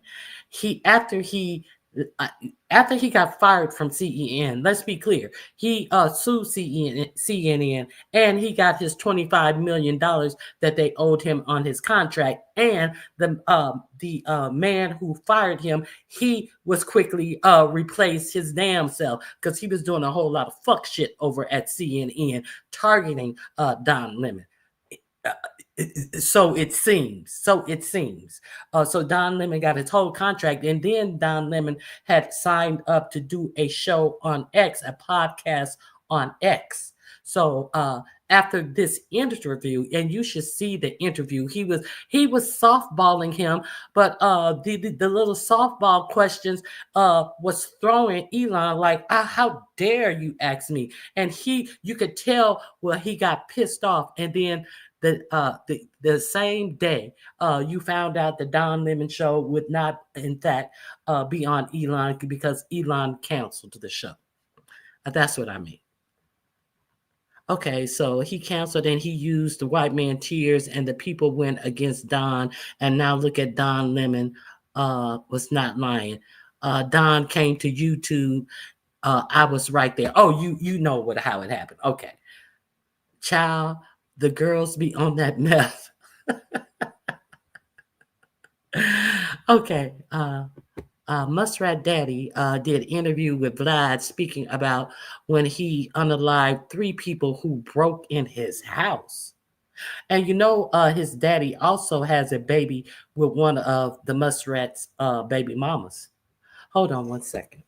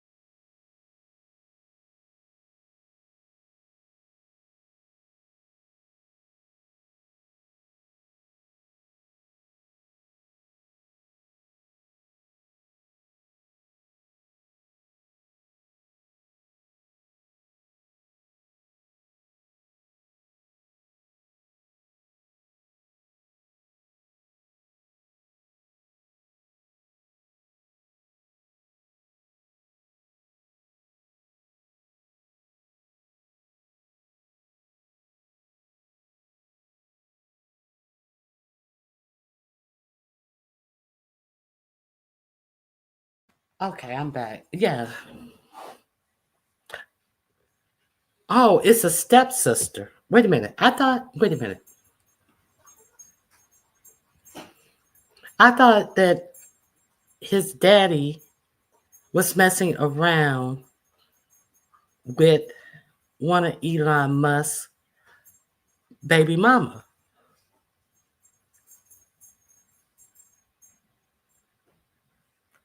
Oh, that's how it happened. You were talking about the little show he was on.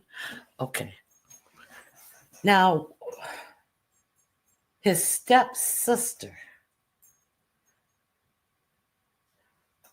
You mean to tell me that the daddy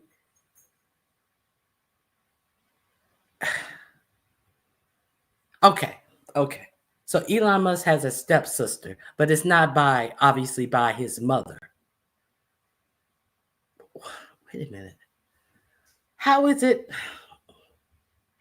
Wait a minute. Who is a stepsister parent? It has to be the mama, right? Who is the stepsister? Is the daddy remarried from someone other than his mama? That's what I gotta know. Did the daddy remarry somebody other than his mother? I thought that they were still together. The daddy talks about that during those interviews. His father did an interview with Vlad TV that the stepsister was by the woman he cheated on Elon's mother with. And then, oh Lord. And then he started screwing her daughter. Wait a minute. She had a daughter. And she was fucking around with Elon, daddy. And then he started screwing her daughter. Okay, I got it. I was just going to say, well, that's incest, but the daughter, she already had a daughter. Okay, not Elon's daddy's daughter. Okay, I got it. Girl, shit, I had to really get that in order because that's crazy. Now, y'all, I know y'all heard about the right-wing influencer who had his 13th baby, and the only way she could get in contact with him was to out him on Twitter and talking about call me and the baby needs to see you, and now he's blocked her on Twitter. Some whole hood rat ghetto ass shit. How come the right wing media ain't talking about how hood and ghetto his situation is? These Christians, these upstanding Christians are not talking about this motherfucker with all these goddamn kids and all these baby mamas living in a compound with their own houses, and he visit them whenever. Like Woody Allen. Thank you. 100.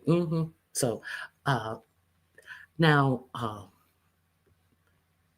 let me this is one more I think it's one more I'm gonna share with you guys about healthcare have been robbing, and why aren't they going after these healthcare giants? That's what I really want to know, because they know where the money is. War and retaliation. Let's we got to talk about this war shit. Hold on. We're gonna talk about this war shit right quick, and we're gonna talk about the retaliation, which would be the arrest of the Columbia grad student. Okay, so real quick, let's talk about war and retribution. If you haven't signed, if you're not a member of this channel, Democracy Now, I don't know what you're waiting on. Let's go. Independent journalism at democracynow.org/give. Welcome to democracynow.org, the War and Peace Report. I'm Amy Goodman. In Russia, at least 3 people were killed, more than a dozen others injured earlier today as a Ukrainian drone struck a meat warehouse in Moscow. The deadly strike was part of what Russian officials called Ukraine's largest ever drone attack on the capital region, which also Okay, so now they have a tentative peace agreement now. That was here it is right here. I didn't know. I forgot it was on this one. Okay. Secretary of State Marco Rubio in Saudi Arabia for talks hosted by the Crown Prince Mohammed bin Salman. The talks are focused on a ceasefire. Ukraine is seeking security guarantees from the U.S., while Trump administration officials are looking to secure a rare minerals deal, giving U.S. access to Ukraine's rare earth elements and other resources. They're the highest level talks between the U.S. and Ukraine since February. Why should we get their rare minerals? Why? Why should we get their rare minerals when they have to rebuild their whole country? Why? Let's continue. February 28th, when President Trump and Vice President Vance publicly berated Ukrainian President Volodymyr Zelensky in the Oval Office. On Monday, Trump's Mideast envoy, Steve Witkoff, said Zelensky had apologized to Trump in a letter. Israel is continuing to blockade fuel and all humanitarian aid from entering Gaza after it cut off the territory's electricity Sunday. Qatar and Jordan accused Israel of imposing starvation on Gaza as Israel repeatedly violates the ceasefire agreement. This is the head of UNRWA, the UN agency for Palestinian refugees. Whatever the intent is, it's clearly a weaponization of humanitarian aid into Gaza. Basically, we are back to a situation which prevailed at the beginning of the war, when there was a total siege imposed on Gaza. And we have seen the situation deteriorating very, very quickly. Meanwhile, Israel's Minister of Finance, Bezalel Smotrich, has called for expelling 5,000 Palestinians a day from Gaza as part of an illegal plan proposed by President Trump to ethnically cleanse Palestinians from the Gaza Strip. Israeli soldiers have killed at least 4 people in Gaza over the last day. I told you. I told you. I told you. The actual balls. Did you hear any about this on our for-profit media? No, you don't hear this because they have taken the knee. You have to sign up to different media outlets to hear that they are shipping people out of Gaza to take over Gaza. Let's continue. In the occupied West Bank, Israel's killed at least 3 Palestinians in Jenin as it continues its deadly raids throughout the occupied territory. Here in New York, a federal judge Monday blocked the deportation of Mahmoud Khalil, a recent Columbia graduate who was arrested over the weekend by immigration authorities for helping organize campus solidarity protests with Gaza last year. Khalil is a permanent legal resident and has a green card. His wife is a U.S. citizen who is 8 months pregnant. President Trump boasted of Khalil's arrest, posting on social media, quote, "Following my previously signed executive orders, ICE proudly apprehended and detained Mahmoud Khalil, a radical foreign pro-Hamas student on the campus of Columbia University. This is the first arrest of many to come," unquote. The case has triggered widespread outrage, with protests erupting Monday.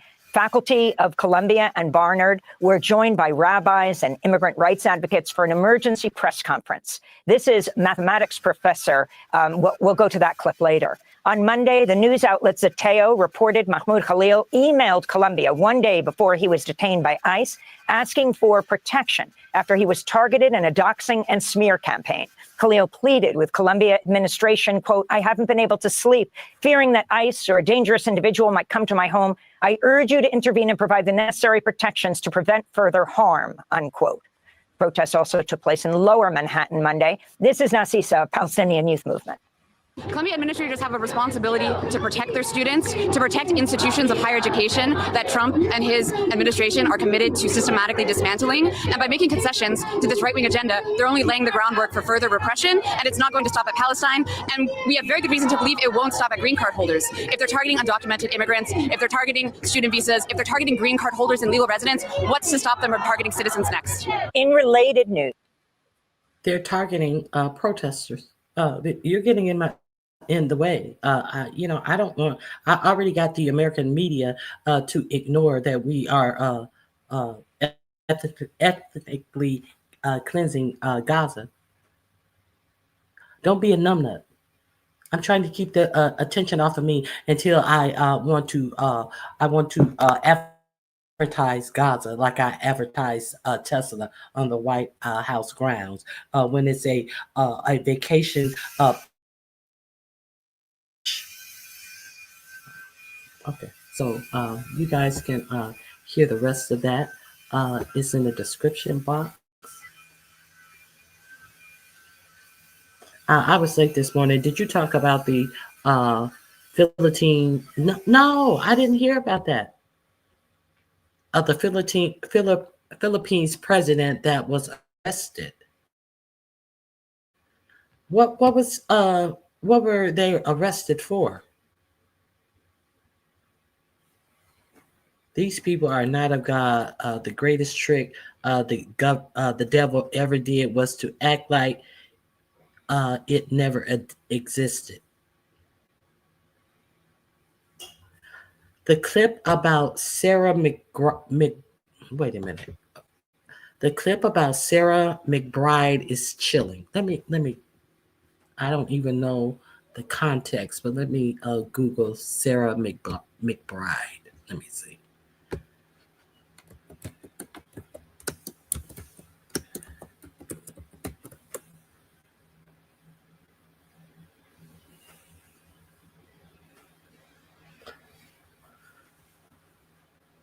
Oh, okay. Let me see.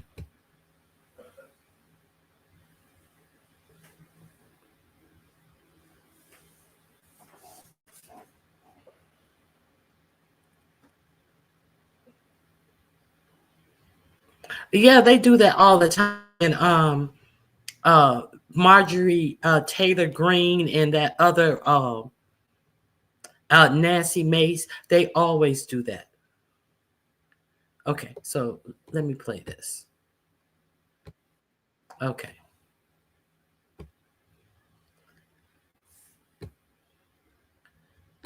I was thinking about the country singer, McBride. Okay.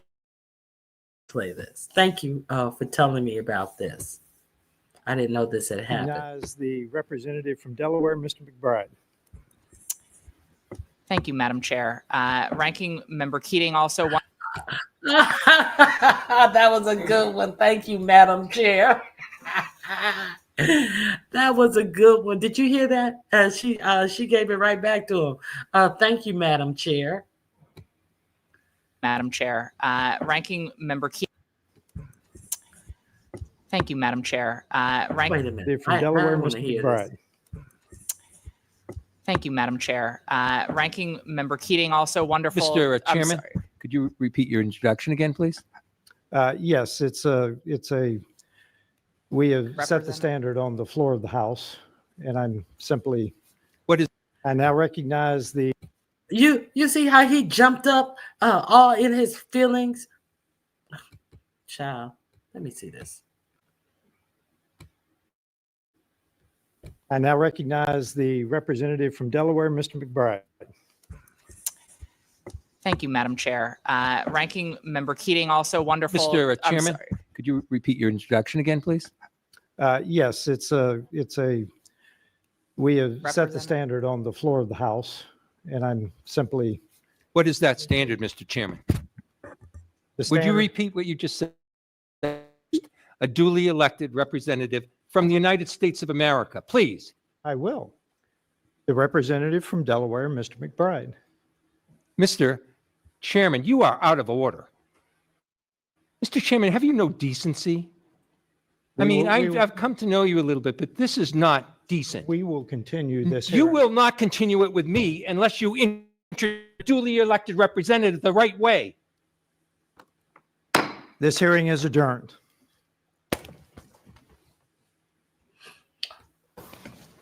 I thought he got upset because of what she said. Oh, okay.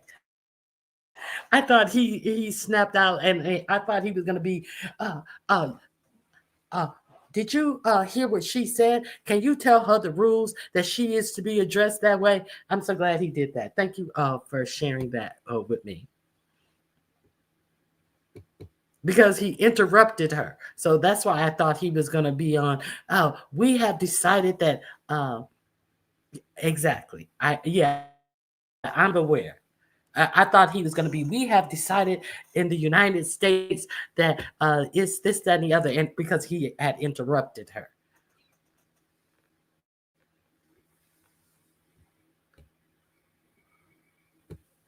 Because he snapped up.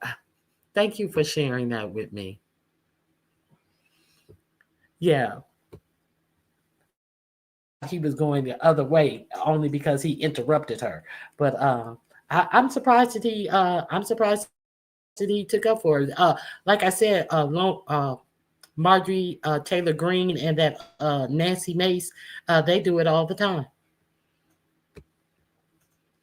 Told you this is why I watch these hearings. I learned about our politics, and I also a little drama. Yeah, that was a little drama.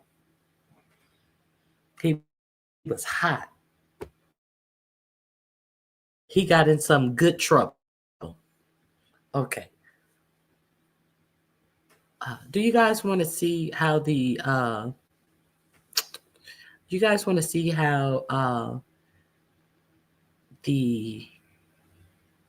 medical insurance executives are stealing all of the money and making it appear as if Medicaid is unsolvent, and yet after knowing this, nobody is going after them to recoup all of this money where they were overpaying? Or you're going to take my word for it? You're going to take my word for it. If you want to hear about it, I can play it for you. It's an interesting video. And what's really messed up is that they make people think that they must choose companies to disperse their Medicare. But if they don't choose one of these insurance companies, they can still have Medicare, and and the people who don't choose these insurance companies don't get denied as much as these people who use these insurance companies. But a lot of people don't know our Medicare, that they not Medicaid, Medicare. They don't know that they don't have to choose United Healthcare, Humana, or anything. They can just choose straight Medicare, and they would get better care. So, because these insurance companies, their thing is to make profit, so they deny a lot of people. And the fucked up shit about it is once you get on Medicare and you choose to go with one of these insurance companies, you cannot choose to stop using one of these insurance companies. Once you opt in, you cannot opt out. So that's what's fucked up. See, if they would let people opt out of these for-profit insurers who deny these sick people on Medicare insurance for profit, it would be something different. And they're stealing on top of it. So, hey, T. Danielle. Okay. I want to share this with you. I don't know if you guys knew this. I'm going to tell you, I like this channel as well. Let me get the name of the channel.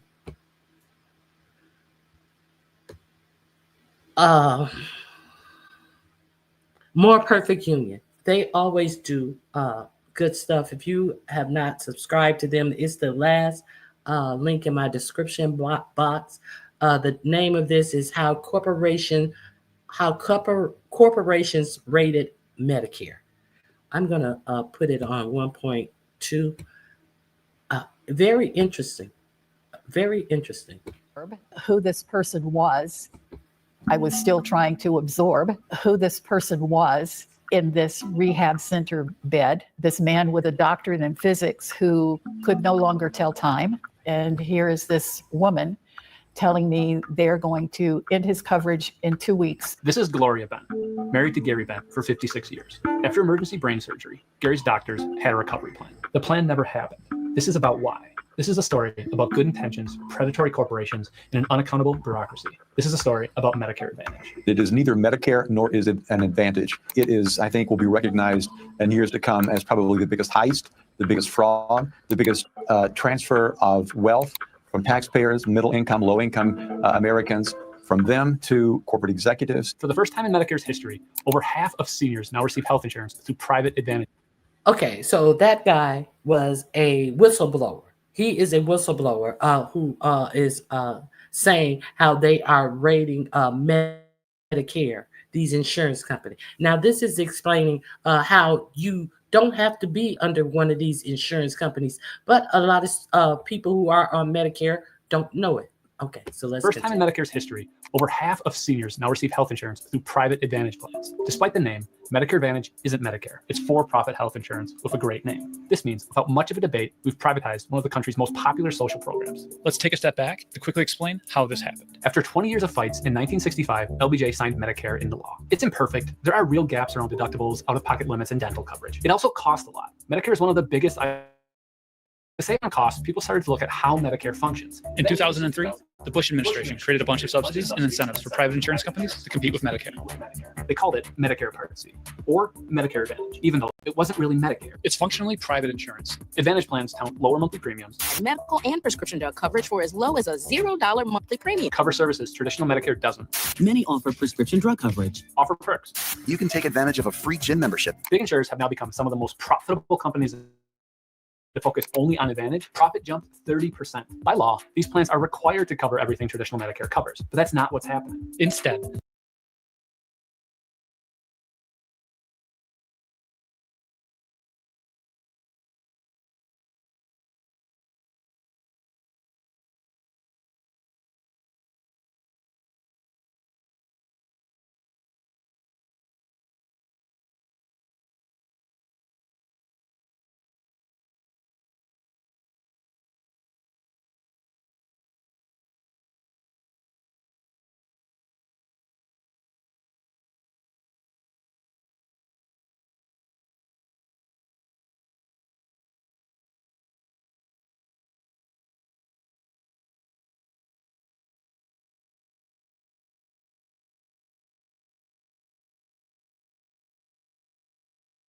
the government created a big pool of money sitting there for the taking. And the bureaucracy health insurers built to take it has real human consequences. He was an incredible dad. He was so many things to so many people. On Memorial Day I'm sorry. of Hold on, 2022, hold on, he woke up Let me stop and you. he couldn't remember how to do things like I'm sorry, my mic was off. This is Medicare Advantage. This is the guy who got unalived from United Healthcare. He was over the Medicare Advantage program that he was doing such a stellar job in because he was the one who initiated bringing in the AI bots that denied 90% of the referrals and the tests and the procedures that doctors recommend that their senior, mostly seniors and disabled patients needed. So this is what this guy was over, Medicare Advantage. Okay, and this is how these insurance companies make money because they say something about 80 or to 90% of people don't even bother to appeal these denials. So let's see how this affects the patients who they deny though. Okay, I'm gonna let it play all the way out now. tie his shoes, or they discovered that melanoma had returned. He had a surgery to remove the lesion and to take care of the blood clot that had developed in his brain. He was not the person I knew when he came out of surgery. The physical therapist who was seeing him post-op, as well as his neurosurgeon, recommended that he go to a highly skilled rehab facility. We felt fortunate that one of the best, well, the best in the state of Connecticut had a bed for him and agreed to take him. His transfer to a specialty rehab hospital was denied. I just couldn't understand why my dad's neurosurgeon says he needs this care. The specialty hospital says we have a bed for him and we think we can help him. But somewhere along the lines, insurance just steps in and says, no, we don't think this is necessary. Gary Bent did not have traditional Medicare. He didn't have a choice. He was an educator, a Connecticut state retiree. The budget cuts pushed all state retirees from Medicare to private Medicare Advantage plans. Skilled nursing facility coverage is almost always covered in traditional Medicare. Christine's job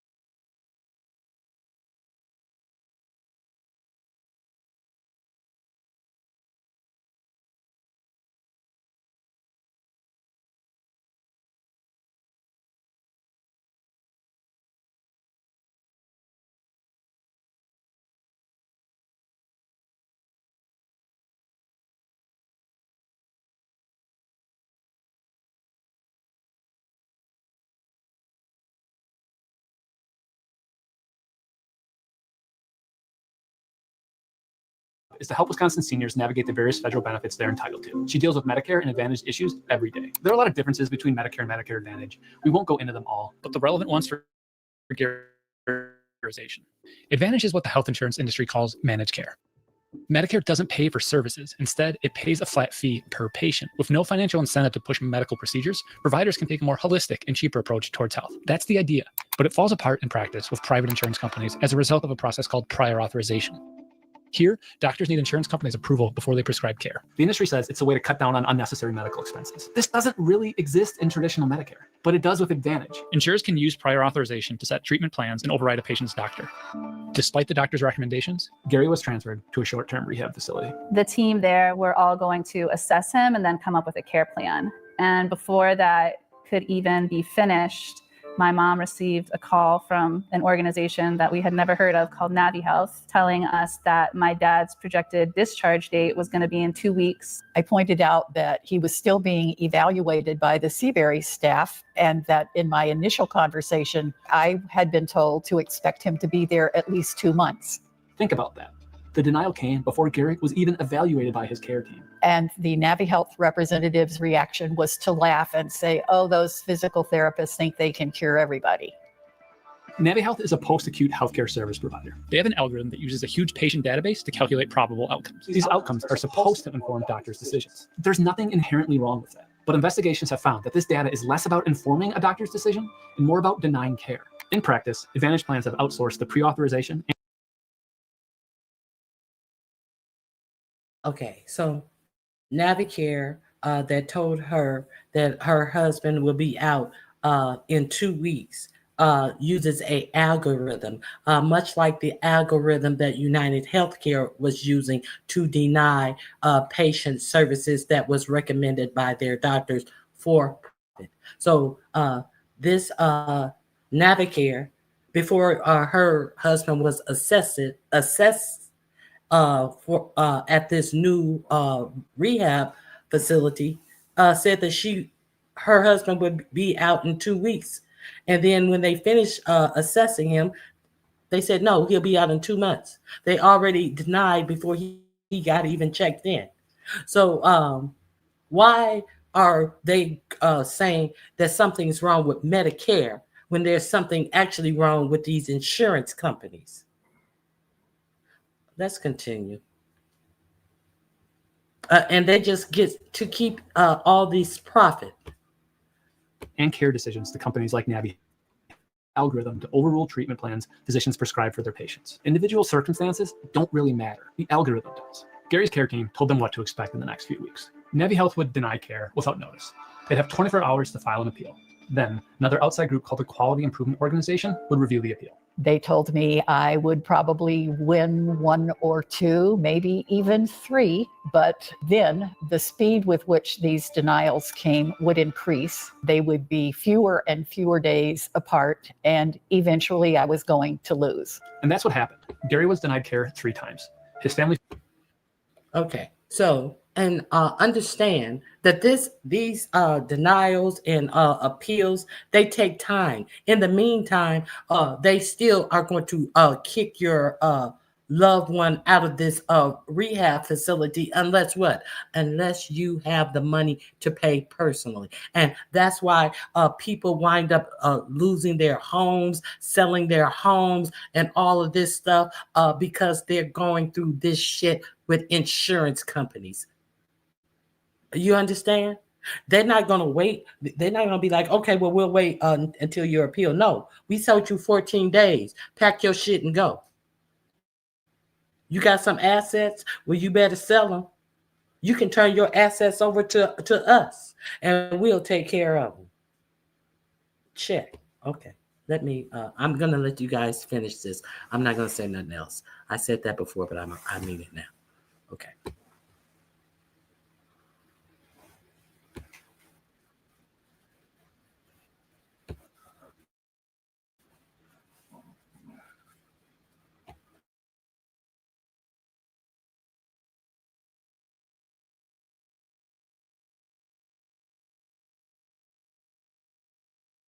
Filed 3 appeals. They won 2. There was no real rationale explained for any of the decisions. He had an option to appeal to an administrative judge. That meant more paperwork and a new level of financial risk. It's then up to the patient to go back to all their therapists and say, can I have a documentation of every single treatment encounter that we had? It is hundreds of pages of records. About 1,300 pages was my biggest one yet. Since the insured denied the coverage, thing out of pocket. They'd be reimbursed if they won, but that could be months, years down the line. And remember, unless they have family, patients have to navigate this process themselves. In Gary Bent's case, it would have been weeks after brain surgery. But if they're able to appeal, at the administrative judge level, the patient wins 75% of the time. That means that in 3 out of 4 cases, the care denials, 24-hour appeals, fighting an algorithm, gathering thousands of pages of documents, it should have never happened. The patients needed the care. And with these skilled care cases, basically none of them would have happened with traditional Medicare. One of the big issues is we don't know the scope of the problem. We know 75% of denials are overturned, but so many people never appeal. They rightfully give up. They don't want to fight a faceless bureaucracy set up against them, especially when it's in the last months of their loved ones' lives. We felt like this process was designed to wear us out, and I would say it did wear us out. We also don't. They don't want to fight a faceless what bureaucracy. I thought that's what Elon Musk was doing, getting rid of the bureaucracy in our Medicare. I thought that's what he was doing. But these patients are getting thrown out that are on Medicare because of the bureaucracy of having to fight algorithms that ensure that their care gets denied so insurance companies can make profits. So how come Elon isn't going behind this bureaucracy, but he's going after Medicare? Does that, see, this is the type of talking about that is crazy. I'm not going to interrupt anymore. I said that. I think this is my third time I said that. Don't know how much money insurers make off these advantage denials. But the way the system works, there's a financial incentive for health insurers to deny care. The government pays Medicare Advantage providers a set amount per patient each year. Insurers get to keep a chunk of that savings if they spent less on the care than the government. Regular insurance, Advantage patients bring in double the gross profit margin. This is privatization in action. The EMT who brought him home said that my dad felt like he had a low-grade fever, and I remember staying up through the night to monitor him. But in the very early morning, he was not responsive. He didn't know who we were. He didn't know where he was. And we called 911. What we've learned later was bacterial meningitis. He wasn't even home for 24 hours, maybe like 10 hours. Gary went back to the hospital. He was in the hospital for 3 weeks, and he lost all the progress he had made. Eventually, Gary was released and went home. In spring of 2023, Gary Bent passed away, surrounded by his family. This whole experience, it really opened my eyes, and I just can't understand how when someone is, in the sunset of their life, that they're having to go through all of this extra burden and hurdles that are unnecessary. There was enormous stress in just having to fight for what he needed at the same time that we were watching his health fail drastically. Medicare is a social system that was set up to actually provide care for folks. And Medicare Advantage, my understanding of it is that they work to deny your care to make profit. And one thing that has made a lasting impression on me is they're making these decisions and bringing money in hand over fist, and they robbed our family of things that you cannot put a price on. I would say don't sign up for it. It will not be there when you need it.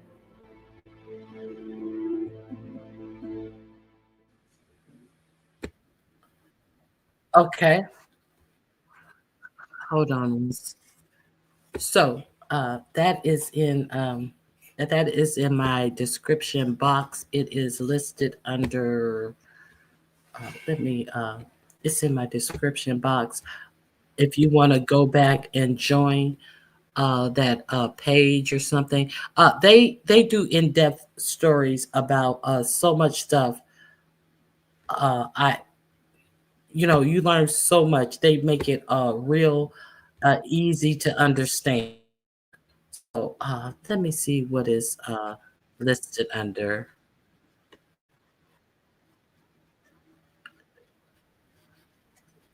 Hold on one second. It is listed under KNOW,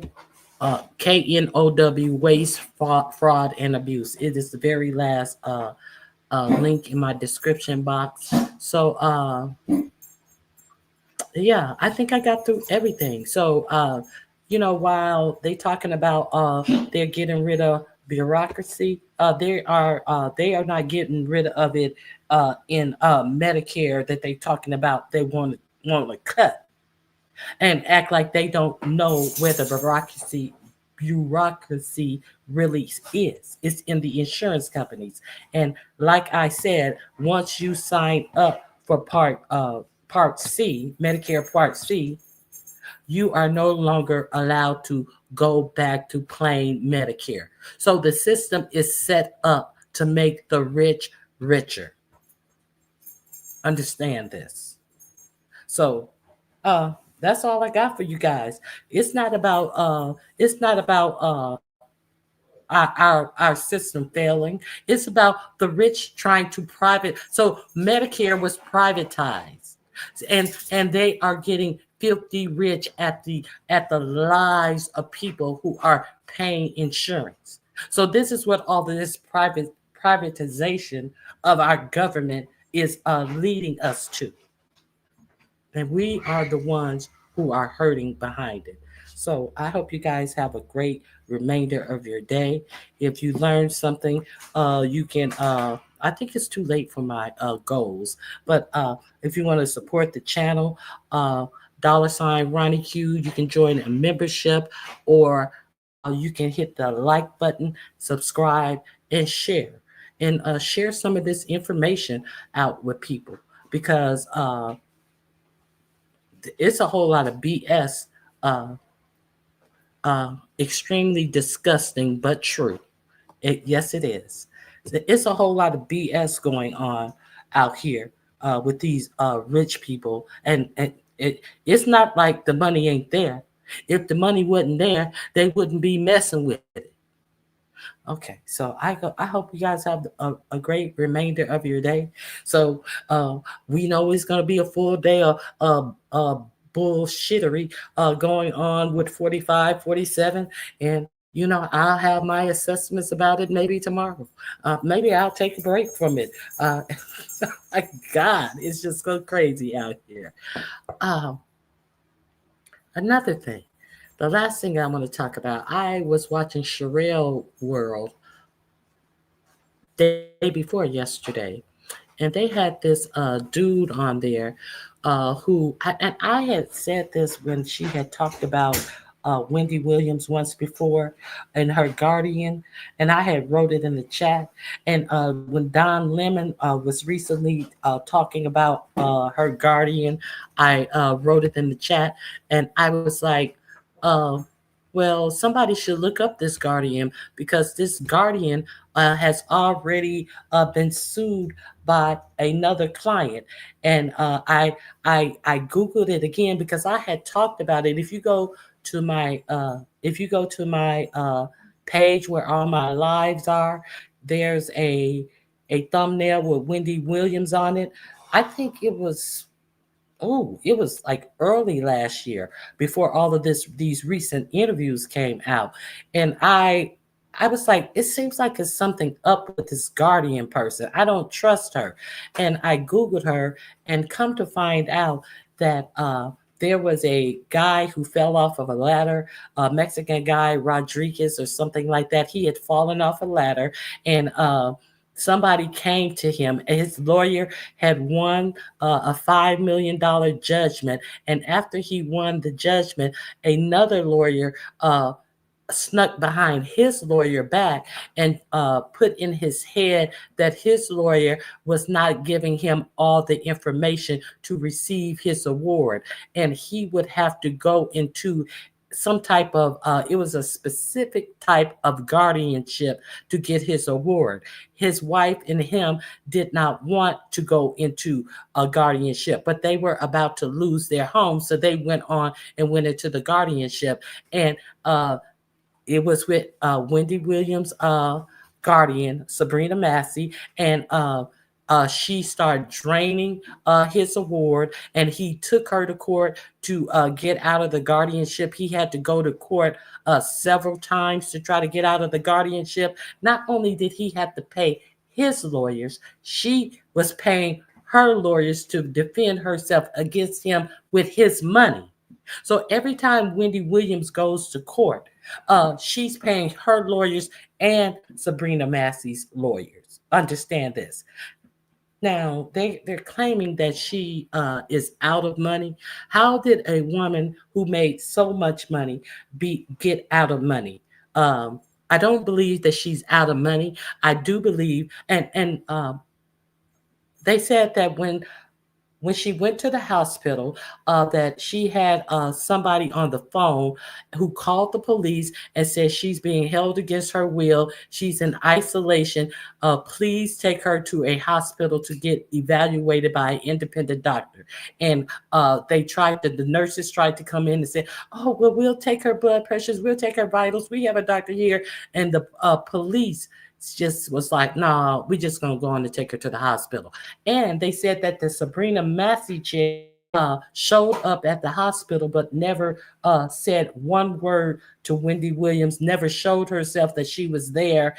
And they wound up having a person from the hospital who was standing from her hospital that Massey had her in, standing right outside of her hospital bed. But it is alleged that it is alleged at this point that she has pass 2 cognitive tests that she will be able to present to the judge.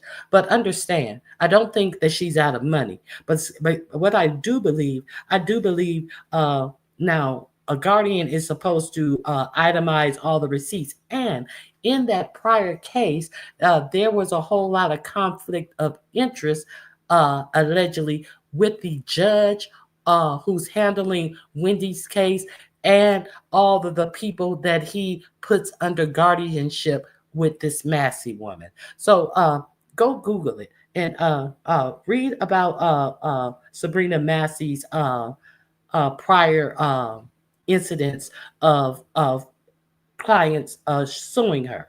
So I did this story a long time ago. Oh, and then she had some young black dude on there who dropped tea on her son Kevin, and it doesn't seem like they like Kevin. He's a young guy. He grew up rich. I don't see him spending $100,000. I mean, he's young. He's in college. He grew up rich. I mean, that's not really a lot of money for somebody who grew up that way. For a regular person, that's a lot of money. I mean, he had his own condo. That's not a lot of money for somebody to put his mama in the nut house. I'm just saying. Okay, so the other guy who was on there said that young Kevin Jr. don't want to be around his mother, and he's happy she's away from him because he don't have to tell her about who he really is. And I was like, wait a minute.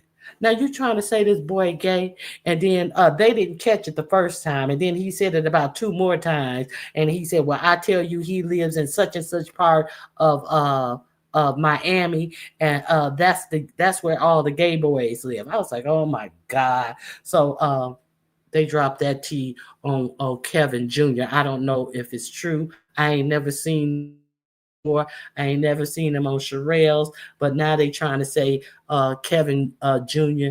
is living an alternative lifestyle. But I that's neither here nor there. I want y'all to check out that Guardian, Sabrina Massey. Check that out. Yeah, she's going to be on The View on Friday. Oh, she was on there yesterday? She has 24 or more cases. Thank you, Boo. You are very informative. Morning 100. Enjoy the rest of your day as well. And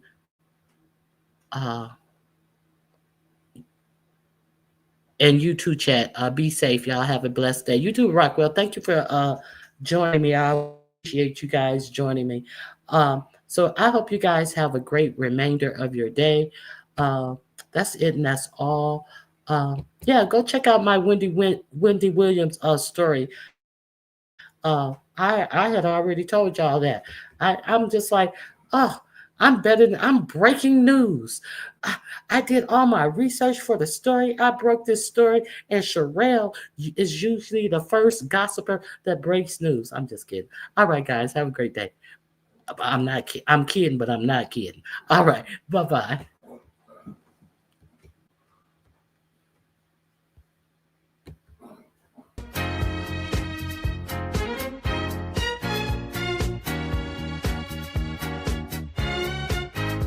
In the morning when I'm driving, I really come alive when I listen to my Ronnie Q. They are rare and they are few who can compare with Ronnie Q. So grab a chair, she's coming through. She's on the air. It's time for Ronnie Q.